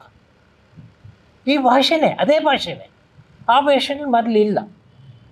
ಎಲ್ಲಿ ಅಡಿಗರೊಂದು ಕವನ ಬರೆಯೋರಿಗೆ, ಯಾವ ಮೋಹನ್ ಕೃಷ್ಣ ಬರೆಯೋರಿಗೆ ನಮ್ಮ ಭಾಷೆನಲ್ಲಿ ಇರಲಿಲ್ಲ. ಅದು ನಮ್ಮ ಭಾಷೆಗೆ ಬಂತು. ಹೆಂಗೆ ಬಂತು? ಅವರು ಬರೆದಿದ್ದರಿಂದ ಬಂತು. ಮತ್ತು ಆ ಭಾಷೆ ಯಾವುದು? ನಾವು ನೀವು ಆಡಿದ ಭಾಷೆ ಅಲ್ವಾ? ಬೇರೆ ಕಲಾ ಪ್ರಕಾರಕ್ಕೆ ಇದನ್ನು ನೀವು ಹೋಲಿಸೋಕ್ಕೆ ಆಗಲ್ಲ. ನಾವು ನೀವು ಬಾಡಿದ ಅದೇ ಭಾಷೆ, ಕಚ್ಚಾ ಪದಾರ್ಥ ಅದೇ ಭಾಷೆ. ಆ ಭಾಷೆನ ಇಟ್ಕೊಂಡು ಆ ಭಾಷೆನ ಇಲ್ಲದೇ ಇರೋದನ್ನು ಸೃಷ್ಟಿಸಬೇಕಿದೆಯಲ್ಲ, ಇದು ಭಾಳ ಕಷ್ಟದ ಕೂಡ, ಭಾಳ ವಿಚಿತ್ರವಾದ್ದು ಕೂಡ, ಭಾಳ ವಿಶೇಷವಾದ್ದು ಕೂಡ ಸಾಹಿತ್ಯಕ್ಕೆ ಅಲ್ವಾ? ಆದ್ದರಿಂದ ಅದನ್ನು ನೀವೇನು ಕೇಳಿದ್ರಿ ನನಗೆ ಬರ್ತೋಯ್ತು. ಈ ಸಂಗೀತದ ಏನು ಉಪಯೋಗ ಇದೆ ಅಂತಂದರೆ, ಸಂಗೀತದಿಂದ ನನಗೆ ಏನಾಗುತ್ತೆ ಅಂತಂದರೆ, ಈ ಥರದ ಮೂಡುಗಳು ಅಂತ ಒಂದು ಕವಿತೆ ಬರೆದಾಗೆ ಅದು ಬರೆದ ಮೇಲೆ ಅದು ಕವಿತೆ ಆಗಿರುತ್ತೆ ಹೊರತು ಭಾಷೆಯಾಗಿ ಇರೋದಿಲ್ಲ. ನಾವು ಇನ್ನೊಬ್ಬರು ಕೋಟ್ ಮಾಡೋಕ್ಕೋಸ್ಕರ ನಾವು ಅದನ್ನು ಊರು ಹೊಡೆದು ಇನ್ನೊಬ್ಬರು ಹೇಳ್ತೀವಿ. ಅವರು ಭಾಷೆಯಾಗಿ ತಗೊಂಡ್ರೆ ಅವರು ಇನ್ನಷ್ಟು ಜನಕ್ಕೆ ಕೋಟ್ ಮಾಡ್ಬೋದು.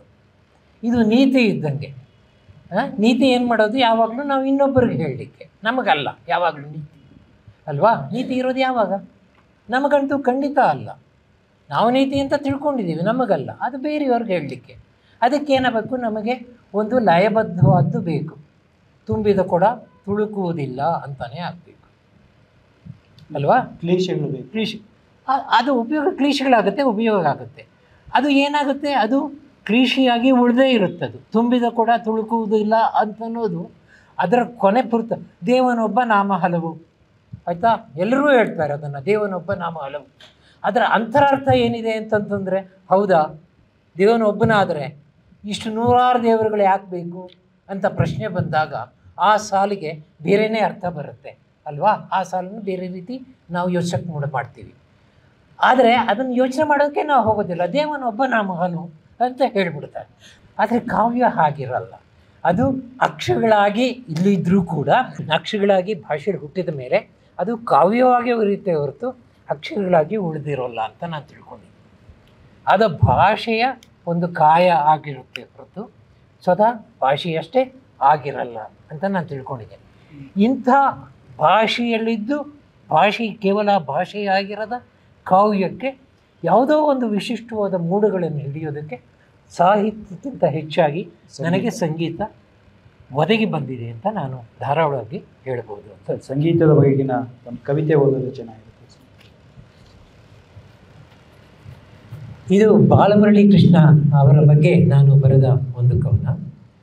ನನಗೆ ಸಂಗೀತದಲ್ಲಿ ಬಹಳ ದೊಡ್ಡವರು ಅಂತ ಅನಿಸಿದ್ದು ದಕ್ಷಿಣದಲ್ಲಿ ಬಾಲಮುರಳಿ ಕೃಷ್ಣ, ಉದ್ದದಲ್ಲಿ ಭೀಮಸೇನ್ ಜೋಶಿ. ಇವರಿಬ್ಬರೂ ಬಾಲಮುರಳಿ ಕೃಷ್ಣ ಹತ್ರ ನಾನು ತೀರಾ ಹತ್ತಿರದ ಸಂಪರ್ಕದಲ್ಲಿದ್ದವನು ಸುಮಾರು 1 ವರ್ಷ. ಭೀಮಸೇನ್ ಜೋಶಿನೂ ಕೂಡ ಭಾಳ ಹತ್ತಿರದಲ್ಲಿ ಮಾತಾಡಿಸಿದ್ದೀನಿ. ಇಬ್ಬರಿಗೂ ನನಗೆ ಬಹಳ ಗೌರವ. ಇಬ್ಬರ ಸಂಗೀತಗಳನ್ನು ತುಂಬ ಸಲ ಕೇಳಿದ್ದೀನಿ. ಬಾಲಮುರಳಿ ಅಂತೂ 100 ಸಲ ಕೇಳಿದ್ದೀನಿ. ಭೀಮಸೇನ್ ಜೋಶಿ ಕೂಡ 10 ಸಲ ನಾನು ಕೇಳಿರೋದು. ಇವರೊಬ್ಬರ ಮೇಲೂ ಒಂದೊಂದು ಕವನ ಬರೆದಿದ್ದೀನಿ. ಈಗ ಬಾಲಮುರಳಿ ಗಾನ ಅಂತ ಒಂದು ಕವನ. ನೀನಿರುವುದೆಲ್ಲಿ ಭಾಷೆಗಳೆಲ್ಲ ಕೊನೆಯಾಗುವಲ್ಲಿ, ಕೇಳಿಸುತ್ತಿದೆ ಈಗ ಪ್ರತಿಮೆಗಳ ಉಸಿರಾಟ, ಚಿತ್ರಪಟಗಳ ಮೌನ, ಬೇಸಿಗೆಯ ಸಂಜೆಗಳ ನೀರವದ ಎಲೆಯೆದುರು, ಬಿಸಿಲು ಟೊಳ್ಳೆಂದೊಡೆದ ಗಾಜು, ಕೆಂಚಿನ ಗಿಡದ ಹಕ್ಕಿಗಳೆಲ್ಲ ಹಾರಿ ಮರೆಯಾದವು ದೂರ ದೂರ, ನೀರ ಕನ್ನಡಿಯಲ್ಲಿ ಮೂಡುತ್ತಿದೆಯೊಂದು ಅಲೆ, ಇನ್ನೇನು ಬೀಸಿ ಬಿಡಬಹುದೊಂದು ಚಂಡಮಾರುತ. ಕಲ್ಲು ಕರಗುವ ಸಮಯ ಬೇಕಿಲ್ಲ ಉಳಿಯಿಟ್ಟು, ಕಲ್ಲು ಕರಗುವ ಸಮಯ ಬೇಕಿಲ್ಲ ಉಳಿಯಿಟ್ಟು, ನೋಡುತ್ತಾ ಪುಡಿ ಪುಡಿಯಾಗಿ ಕುಡಿಯೊಡೆಯುವ ಕಲ್ಲೇ ಬಳ್ಳಿ ಮಾಡಗಳಾಗಿ, ಹೂ ತೆಳೆದು ವರ್ಣಮಯ ಚಿಟ್ಟೆಗಳ ಬಳಿ ಕರೆದು ವಿರಹಿರಾದೆಯ ಕೈಯ ಹಿಡಿದು ಕರೆತಂದಂತೆ ಶ್ರೀಕೃಷ್ಣ ಸನ್ನಿಧಿಗೆ, ಮಠಮಠ ಮಧ್ಯಾಹ್ನ ಸಮುದ್ರಕ್ಕೆ ಸ್ನಾನ ಮಾಡಿಸಿದಂತೆ, ಮಠಮಠ ಮಧ್ಯಾಹ್ನ ಸಮುದ್ರಕ್ಕೆ ಸ್ನಾನ ಮಾಡಿಸಿದಂತೆ, ಗೊಂಡಾರಣ್ಯವೇ ಕೈತೋಟಕ್ಕೆ ಬಂದು ಬಿಟ್ಟಂತೆ, ಇಳಿಸಂಜೆ ಸೀಗೆ ಮಳೆಯಲ್ಲಿ ಸುಸುಡಿದ ಹಾವು ಸರಸರನೆ ತನ್ನದೇ ಪೊರೆಯ ಸುಲಿದಂತೆ, ಆಕಾಶದಿಂದ ಅಂಗಳಕ್ಕಿಳಿದ ಚಂದ್ರ ಕಂದಮ್ಮಗಳ ಕಣ್ಣ ನೀರೊರೆಸಿದಂತೆ, ರಾಗವೇ ಅಲ್ಲಲ್ಲ ಚರಾಚರದ ರೂಪಾಂತರ, ಕತ್ತಲು ತೊಯ್ಯುವ ರಾತ್ರಿ, ಉಯ್ಯಲಾಡುವ ನಕ್ಷತ್ರಗಳ ಹಾಡಿಂದ ಉದುರುತ್ತಿದೆ ಸ್ವರಸೇಬು, ಕತ್ತಲು ತೊಯ್ಯುವ ರಾತ್ರಿ, ಉಯ್ಯಲಾಡುವ ನಕ್ಷತ್ರಗಳ ಹಾಡಿಂದ ಉದುರುತ್ತಿದೆ ಸ್ವರಸೇಬು. ಓಡೋಡಿ ಬನ್ನಿ ಎರಡೂ ಕೈ ಚಾಚಿ ಹಿಡಿದು ಸವಿಯಿರಿ, ಸಂತೋಷವೆನ್ನುವುದು ನೆಲದಲ್ಲಿಲ್ಲ ನೆಲಕ್ಕಿಂತ ತುಸು ಮೇಲೆ, ಸಂತೋಷವೆನ್ನುವುದು ನೆಲದಲ್ಲಿಲ್ಲ ನೆಲಕ್ಕಿಂತ ತುಸು ಮೇಲೆ. ಸರ್, ಪ್ರಶ್ನೆಗಳಿಲ್ಲ ಅಂದರೆ ಇನ್ನೊಂದು ಕವಿತೆ ಓದ್ತೀರಾ? ಪ್ರಶ್ನಾತೀತ ನಾನು ಪ್ರಶ್ನಾತೀತ ಅನ್ಕೋಬೋದು. ಕಾವ್ಯ ಸರ್, ನೀವಲ್ಲ. ಯಾವುದು ಇದು ಬಿಟ್ಟಿಲ್ಲ? ಚಿತ್ರಹಿಂಸೆ. ಚಿತ್ರಹಿಂಸೆ ಓದ್ಬೋದು ಸರ್, ಚೆನ್ನಾಗಿ. ಏನೂ ಬದಲಾಗಿಲ್ಲ. ಚಿತ್ರಹಿಂಸೆ ಅಂತ ಅನ್ಕೋನ. ಏನೂ ಬದಲಾಗಿಲ್ಲ. ದೇಹವೆನ್ನುವುದೊಂದು ನೋವಿನ ಜಲಾಶಯ. ತಿನ್ನಬೇಕದು, ಗಾಳಿಯ ಉಸಿರಾಡಬೇಕು, ನಿದ್ರಿಸಬೇಕು. ತೆಳುವಾಗಿದೆ ಅದರ ತೊಗಲು, ಆ ತೊಗಲಿನಡಿ ರಕ್ತ. ಸರಬರಾಜಾಗಿವೆ ಬೇಕಾದಷ್ಟು ಹಲ್ಲುಗಳು, ಉಗುರುಗಳು. ಮುರಿಯಬಹುದದರ ಮೂಳೆಗಳನ್ನು, ಚಾಚಬಹುದು ಕೀಲುಗಳನ್ನು, ಹಿಂಸಿಸುವಾಗ ಪರಿಗಣಿಸಬಹುದು ಇವೆಲ್ಲವನ್ನು. ಏನೂ ಬದಲಾಗಿಲ್ಲ. ಈಗಲೂ ನಡುಗುತ್ತಿದೆ ದೇಹ, ನಡುಗಿಬಿಟ್ಟಂತೆ. ರೋಮ್ ಸ್ಥಾಪನೆಯಾಗುವುದಕ್ಕೆ ಮುಂಚೆ ಮತ್ತು ಆಮೇಲೆ 20ನೇ ಶತಮಾನದಲ್ಲಿ, ಕ್ರಿಸ್ತಪೂರ್ವದಲ್ಲಿ, ಕ್ರಿಸ್ತಶಕದಲ್ಲಿ ಹಿಂಸೆ ಎನ್ನುವುದು ಮೊದಲು ಹೇಗಿತ್ತೋ ಹಾಗೆಯೇ ಭೂಮಿ ಮಾತ್ರ ಮುರುಟಿಕೊಂಡಿದೆ, ಕೇಳಿಸುತ್ತಿದೆ, ನಡೆಯುತ್ತಿರುವುದೆಲ್ಲ ಪಕ್ಕದ ರೂಮಿನಲ್ಲಿದೆಯಂತೆ. ಏನೂ ಬದಲಾಗಿಲ್ಲ. ಮೊದಲಿಗಿಂತ ಹೆಚ್ಚು ಜನರಿದ್ದಾರೆನ್ನುವುದನ್ನು ಬಿಟ್ಟು, ಏನೂ ಬದಲಾಗಿಲ್ಲ. ಮೊದಲಿಗಿಂತ ಹೆಚ್ಚು ಜನರಿದ್ದಾರೆನ್ನುವುದನ್ನು ಬಿಟ್ಟು, ಹಳೆಯ ಅಪರಾಧಗಳ ಪಕ್ಕ ನಿಜವಾದ ಕಣ್ಕಟ್ಟಿನ ಅಲ್ಪಕಾಲದ ಅಸ್ತಿತ್ವವಿಲ್ಲದ ಹೊಸ ಅಪರಾಧಗಳು ಹುಟ್ಟಿಕೊಂಡಿರುವುದನ್ನು ಬಿಟ್ಟು, ಆದರೆ ಅವುಗಳಿಗೆ ಉತ್ತರಿಸುವ ದೇಹದ ರೋದನ ಮಾತ್ರ ಲಾಗಾಯತನಿಂದ ಅದೇ ಸ್ಥಾಯಿಯಲ್ಲಿರುವ ಅದೇ ಮುಗ್ಧತೆಯ ರೋದನವಾಗಿದೆ. ಸ್ಥಾಯಿಯಲ್ಲಿರುವ ಅದೇ ಮುಕ್ತತೆಯ ರೋದನವಾಗಿರುತ್ತದೆ. ಏನೂ ಬದಲಾಗಿಲ್ಲ. ಬಹುಶಃ ನಡಾವಳಿಗಳನ್ನು, ಶಿಷ್ಟಾಚಾರಗಳನ್ನು, ನೃತ್ಯಗಳನ್ನು ಬಿಟ್ಟು ತಲೆಯ ರಕ್ಷಿಸಿಕೊಳ್ಳುವ ಕೈಯ ಹಾವಭಾವಗಳು ಮಾತ್ರ ಮೊದಲಿನಂತೆಯೇ ಇವೆ. ದೇಹ ವಿಲಿವಿಲಿ ಎನ್ನುತ್ತೆ, ಸೆಳೆಯುತ್ತೆ, ಎಳೆಯುತ್ತೆ, ನೆಲಕ್ಕೆ ಬೀಳುತ್ತೆ. ದೂಡಿದರೆ ಮೊಳಕಾಲು ಮಡಚಿಕೊಳ್ಳುತ್ತೆ, ಗಾಯಗೊಳ್ಳುತ್ತೆ, ಊದಿಕೊಳ್ಳುತ್ತೆ, ಜೊಲ್ಲು ಸುರಿಸುತ್ತೆ, ರಕ್ತ ಕಾರುತ್ತೆ. ಏನೂ ಬದಲಾಗಿಲ್ಲ. ನದಿಗಳು ಹರಿಯುವುದನ್ನು, ಕಾಡುಗಳ ತೀರಗಳ ಮರುಭೂಮಿಗಳ ಹಿಮಪ್ರವಾಹಗಳ ಆಕಾರಗಳನ್ನು ಬಿಟ್ಟು ಪುಟ್ಟ ಆತ್ಮ ಅಲದಾಡುತ್ತೆ. ಅಲ್ಲೆಲ್ಲ ಮಾಯವಾಗುತ್ತೆ, ಹಿಂತಿರುಗುತ್ತೆ, ಹತ್ತಿರ ಬರುತ್ತೆ, ದೂರ ಹೋಗುತ್ತೆ, ನುಣುಚಿಕೊಳ್ಳುತ್ತೆ, ತನಗೆ ತಾನೇ ಅಪರಿಚಿತವಾಗುತ್ತೆ. ತನ್ನದೇ ಅಸ್ತಿತ್ವದ ಬಗ್ಗೆ ಈಗ ಖಾತ್ರಿಯುಂಟು, ಖಾತ್ರಿ ಇಲ್ಲ. ದೇಹ ಮಾತ್ರ ಇದ್ದೇ ಇದೆ, ಇದ್ದೇ ಇದೆ, ಇದೇ ಇದೆ, ಎಲ್ಲಿಗೂ ಹೋಗಲಾರದೆ. ಹಾಂ, ಚಿತ್ರಹಿಂಸೆ ಅಂತ ಇದೊಂದು ಚೈನಿ ಕಲದ ಕವನದ ಸ್ಫೂರ್ತಿಯಿಂದ ಬರೆದದ್ದು.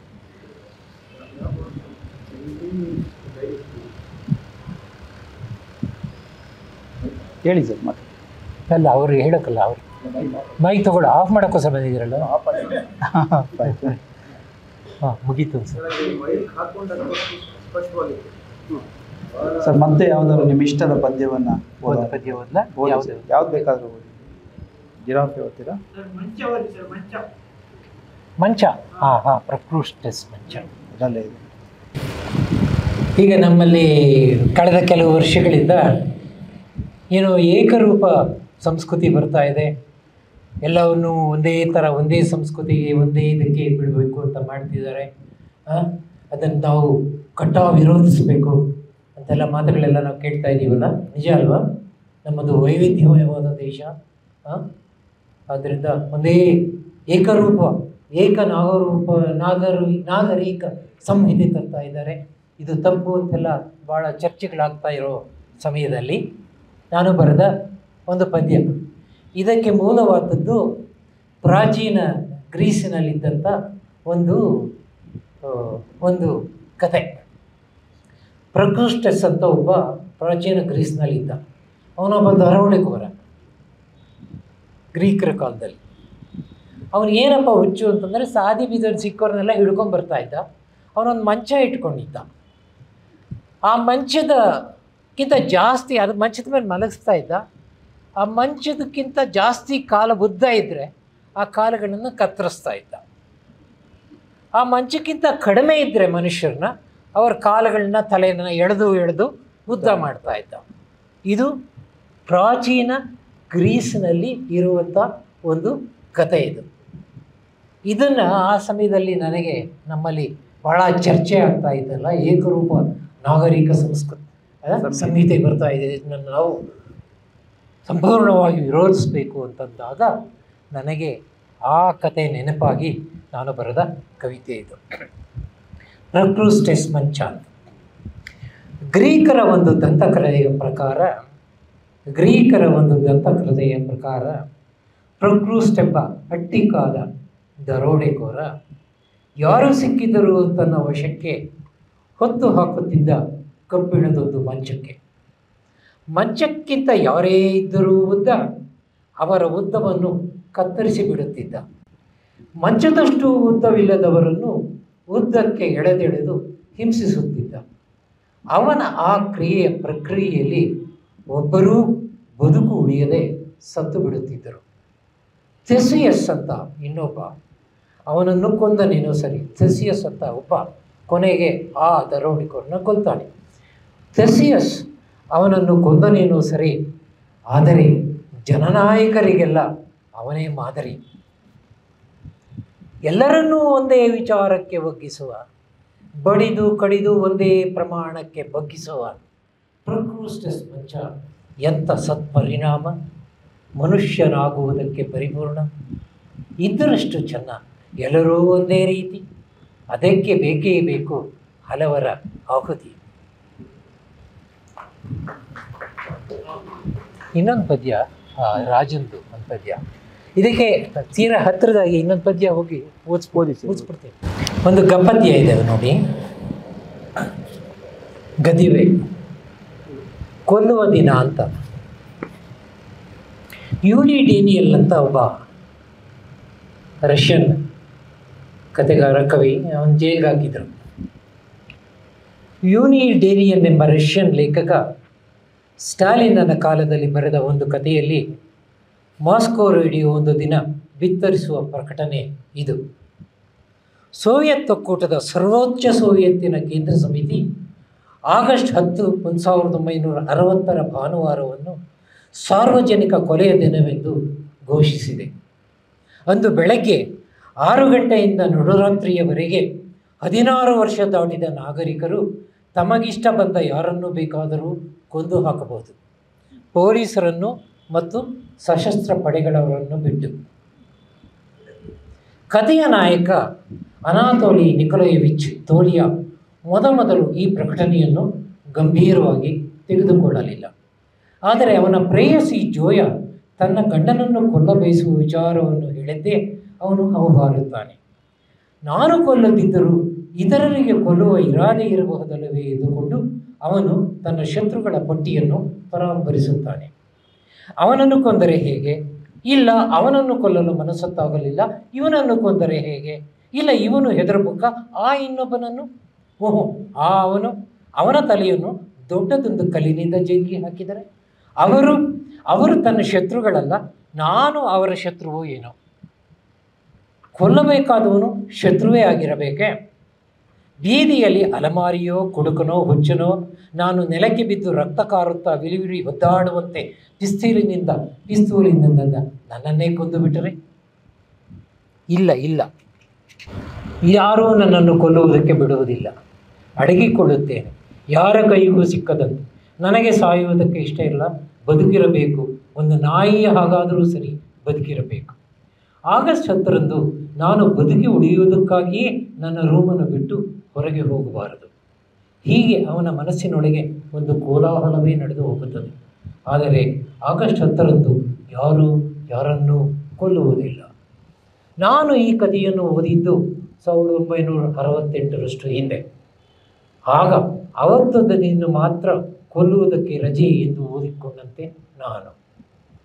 ಆಗ ಅವತ್ತೊಂದು ದಿನ ಮಾತ್ರ ಕೊಲ್ಲುವುದಕ್ಕೆ ರಜೆ ಎಂದು ಓದಿಕೊಂಡಂತೆ ನೆನಪು. ನಡೆದದ್ದು ಬೇರೆಯೇ. ಯೂರಿ ಡೇರಿಯಲ್ ಈ ಕಥೆಯನ್ನು ನಿಕೊಲಾಯ್ ಆರ್ಜಾಕ್ ಎಂಬ ಹೆಸರಿನಲ್ಲಿ ಬರೆದ. ತನ್ನ ದೇಶದಲ್ಲಿ ಪ್ರಕಟಿಸಲಾಗದೆ ವಿದೇಶಕ್ಕೆ ರವಾನಿಸಿದ.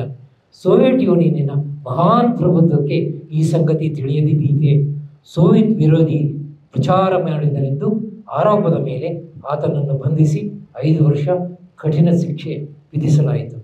ಆಮೇಲೆ ಏನೂ ಬರೆಯದೆ ಸತ್ತಂತೆಯೇ ಬದುಕಿದ್ದ ಅವನು 1968 ನಿಜಕ್ಕೂ ಸತ್ತು ಹೋದ. ಸರ್, ಕೊನೆಯದಾಗಿ ಒಂದು ಪ್ರಶ್ನೆ. ರಾಮಾನುಜನ್ ಅವರು ನಿಮ್ಮ ಕಾವ್ಯದ ಬಗ್ಗೆ ವಿಶ್ಲೇಷಣೆ ಮಾಡಿದ ನಂತರ ನಾನು ಕವಿ ಅಲ್ಲ ಅಂತ ನನಗೆ ಅನ್ನಿಸ್ತು ಅಂತ ಹೇಳಿದ್ರು. ಈಗ ಕವಿ ಅಂತ ಅನ್ನಿಸ್ತಾ ಇದೆ ಸರ್ 3 ಸಂಕಲನ ಪ್ರಕಟಿಸಿದ ನಂತರ? ನೀವೆಲ್ಲ ಯಾರಾದ್ರು ಹೇಳಿದರೆ ಹೌದೇನೋ ಅಂತ ಅನಿಸುತ್ತೆ. ನಾನು ಆ ಥರ ಅನಿಸೋದಿಲ್ಲ. ನಾನು ಪರಿಪೂರ್ಣ ಅಂದ ದಿವಸ ನಾನು ಬಹುಶಃ ಬರವಣಿಗೆ ನಿಲ್ಲಿಸ್ಬಿಡ್ತೀನಿ. ಅಂದರೆ ನಾನು ಕತೆ ಬರೀಲಿ, ಪ್ರಬಂಧ ಬರೀಲಿ, ಕವಿತೆ ಬರೀಲಿ, ಏನು ಬರೀಲಿ, ಅದೊಂದು ರೀತಿಯ ಪ್ರಯೋಗ ಅಷ್ಟೇ. ನನ್ನನ್ನು ನಾನು ಕಂಡುಕೊಳ್ಳಲಿಕ್ಕೆ ಭಾಳಷ್ಟು ಸಲ ನನ್ನ ಸಾಧ್ಯತೆಗಳನ್ನು ನಾನು ಕಂಡುಕೊಳ್ಳೋದಕ್ಕೆ ನಾನು ಬರೀತೇನೆ. 10 ಜನ ಓದಿ ಸಂತೋಷಪಟ್ಟರೆ ಸಂತೋಷ ಅಷ್ಟೇ. ಹಾಗಾಗಿ ದುಃಖ ಇಲ್ಲ ನನಗೆ. ಅದಕ್ಕೆ ಏನೋ ಅವಾರ್ಡ್ ಬರಲಿಲ್ಲ, ಇನ್ನೇನು ಬರಲಿಲ್ಲ, ನನಗೆ ಯಾವತ್ತೂ ದುಃಖ ಇಲ್ಲ. ಆ ಥರ ನನಗೆಂದೂ ಅನಿಸೇ ಇಲ್ಲ. ಅದು ಕೊನೆಗೆ ನನಗೆ ಚೆನ್ನಾಗಿದೆ ಅಂತ ಅನಿಸ್ಬೇಕು.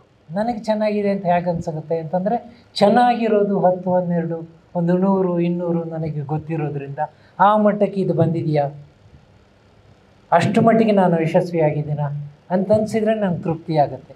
ಅದನ್ನು ಜನ ನನ್ನನ್ನು ನೀನು ನಿಜವಾದ ಕವಿ, ಅಪ್ಪಟ ಕವಿ, ನೀನು 100ಕ್ಕೆ 100ರಷ್ಟು ಪರಿಪೂರ್ಣ ಕವಿ ಅಂತ ನಾನು ಕರಿಬೇಕಾಗಿಲ್ಲ. ಕರೆದ್ರೆ ಸಂತೋಷ, ಯಾರಿಗೆ ಸಂತೋಷ ಅಲ್ವಾ?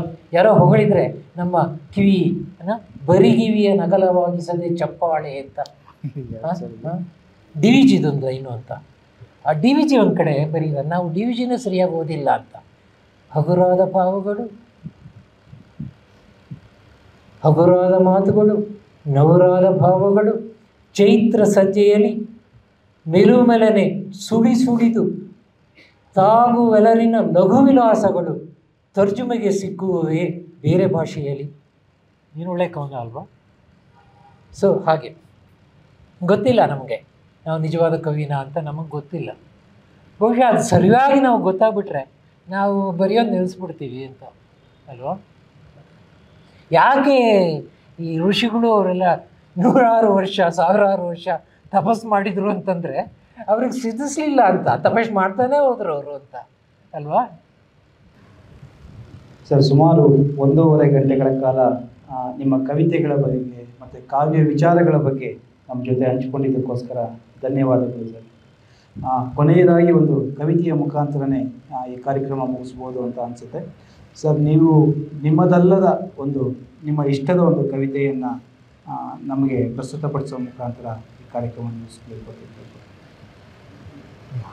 ಯಾವುದು ನೆಲಸಪಾಟಿ ಹೇಳಿ ಸರ್. ಅಡಿಗರದೊಂದು ಸಣ್ಣ ಕವನ, ನೆಲಸಪಾಟಿಲ್ಲ ಅಂತ. ನನಗೆ ಭಾಳ ಇಷ್ಟವಾದ ಕವನ, ಭಾಳ ಸಣ್ಣ ಕವನ ಅದು ಅಂತ. ನೆಲಸಪಾಟಿಲ್ಲ ಅಂತ. ಇಲ್ಲಿ ಸಪಾಟಾಗಿದೆ, ಯಾಕೆಂದರೆ ಇಲ್ಲೆಲ್ಲ ಟೈಲ್ಸ್ ಹಾಕಿದ್ದಾರೆ, ಸಿಮೆಂಟ್ ಹಾಕಿದ್ದಾರೆ, ಸಪಾಟಾಗಿ ಇದೆ. ಹೊರಗಡೆ ಹೋದರೆ ಅಲ್ಲಿ ಏನೂ ಇಲ್ಲ, ಎತ್ತರ ತಗ್ಗು ಇದೆ. ಸಾಮಾನ್ಯವಾಗಿ ಭೂಮಿನಲ್ಲಿ ಜನವಸತಿಯನ್ನು ಬಿಟ್ಟು ಎಲ್ಲ ಕಡೆಯೂ ಕೂಡ ನೆಲ ಸಪಾಟಾಗಿಲ್ಲ, ಅದರಿಂದ ನೆಲ ಸಪಾಟಿಲ್ಲ ಅಂತ. ನೆಲ ಸಪಾಟಿಲ್ಲ. ಕೆರೆ, ಹಳ್ಳ, ಕೊಳ್ಳ, ಬಾವಿ, ಗೊಬ್ಬರಗುಂಡಿ ಹೀಗೆ ತಗ್ಗುಗಳು ಏರುಗಳು ಮುಗ್ಗರಿಸುವುದು ಸಹಜ. ತಗ್ಗುಗಳಲ್ಲಿ ನೀರು ತುಂಬುತ್ತದೆ. ಸಕಲ ಕುಂಡಿ ತೀರ್ಥ ಯಾರಿಗೂ ಬೇಡ. ಹರಿವ ನೀರೆಂಥದೇ ಇರಲಿ, ಯಾರದೇ ಅಭ್ಯಂತರಗಳಿಲ್ಲ. ಬಾವಿಯ ನೀರು ಕುಡಿಯಲಾಗುತ್ತದೆ, ಕೆಸರು ತುಂಬಿದ್ದರೂ ಪಾಚಿ ಮುಚ್ಚಿದ್ದರೂ ಕೂಡ. ಆದರೂ ಇಷ್ಟೊಂದು ಭೂಯವಿದ್ದರೂ ಕಡಲ ನೀರು ಕುಡಿಯಲಾಗುವುದಿಲ್ಲ. ನೀರಿನ ಮೇಲೆ ಜಗದಾತ್ಮ ಸೂರ್ಯನ ಲಕ್ಷ ಲಕ್ಷ ಕೈ ಆಡತೊಡಗಿದರೆ ಜುಮ್ಮು, ಕಂಪನ, ರೂಪಚ್ಛೇದ, ರೂಪಾಂತರ. ಆವಿಯಾದಾಗಲೇ ನೀರು ಶುದ್ಧ ಸ್ವರೂಪ. ಆಕಾಶ ಪ್ರತಾಪ, ವಿದ್ಯುತ್ ದೀಪ, ಧಾರಾಕಾರ ಸೇಕ. ಆಕಾಶ ಸೇರಿದರೆ ಅಲ್ಲಿ ಹೊಂಡದ ನೀರು, ತೀರ್ಥ, ಬಾವಿಯ ನೀರು, ಕಡಲುಪ್ಪು ನೀರು, ಚರಂಡಿಯಲ್ಲಿ ಕೊಳೆಯುವ ನೀರು ಎಲ್ಲ ಒಂದಾಗುವುದು. ಜಾತಿಯಲ್ಲಿದೆ ಹೇಳು ಇಲ್ಲಿ ಮಣ್ಣಲ್ಲಿ ನೆಟ್ಟಾಗ. ನಮಸ್ಕಾರ. ನೀವು ಧನ್ಯವಾದ ಹೇಳ್ಬಿಡಿ ಸರ್. ಇಷ್ಟು ಹೊತ್ತು ನನ್ನ ಕವನಗಳನ್ನು, ನನ್ನ ಜೊತೆಯ ಸಂವಾದವನ್ನು ಕೇಳಿದ ನಿಮಗೆಲ್ಲರಿಗೆ, ಸಂವಾದವನ್ನು ನಡೆಸಿಕೊಟ್ಟ ಪ್ರಿಯಮಿತ್ರ ರಘುನಾಥ್ ಚಾಹಾ ಅವರಿಗೆ, ಮತ್ತು ಇಂಥ ಒಂದು ಅವಕಾಶವನ್ನು ಕೊಟ್ಟಂಥ ಸುಚಿತ್ರ ಅಕಾಡೆಮಿಗೆ, ಅದರಲ್ಲೂ ಮುಖ್ಯವಾಗಿ ಆನಂದ ಸಭಾಪತಿಯವರಿಗೆ, ನನಗೆ ಬೇಕಾದ ತುಂಬ ಜನ ಸ್ನೇಹಿತರು ಇಲ್ಲಿ ಬಂದಿದ್ದೀರಿ. ನೀವು ಎಲ್ಲರಿಗೆ ನಾನು ನಿಜಕ್ಕೂ ಕೃತಜ್ಞ.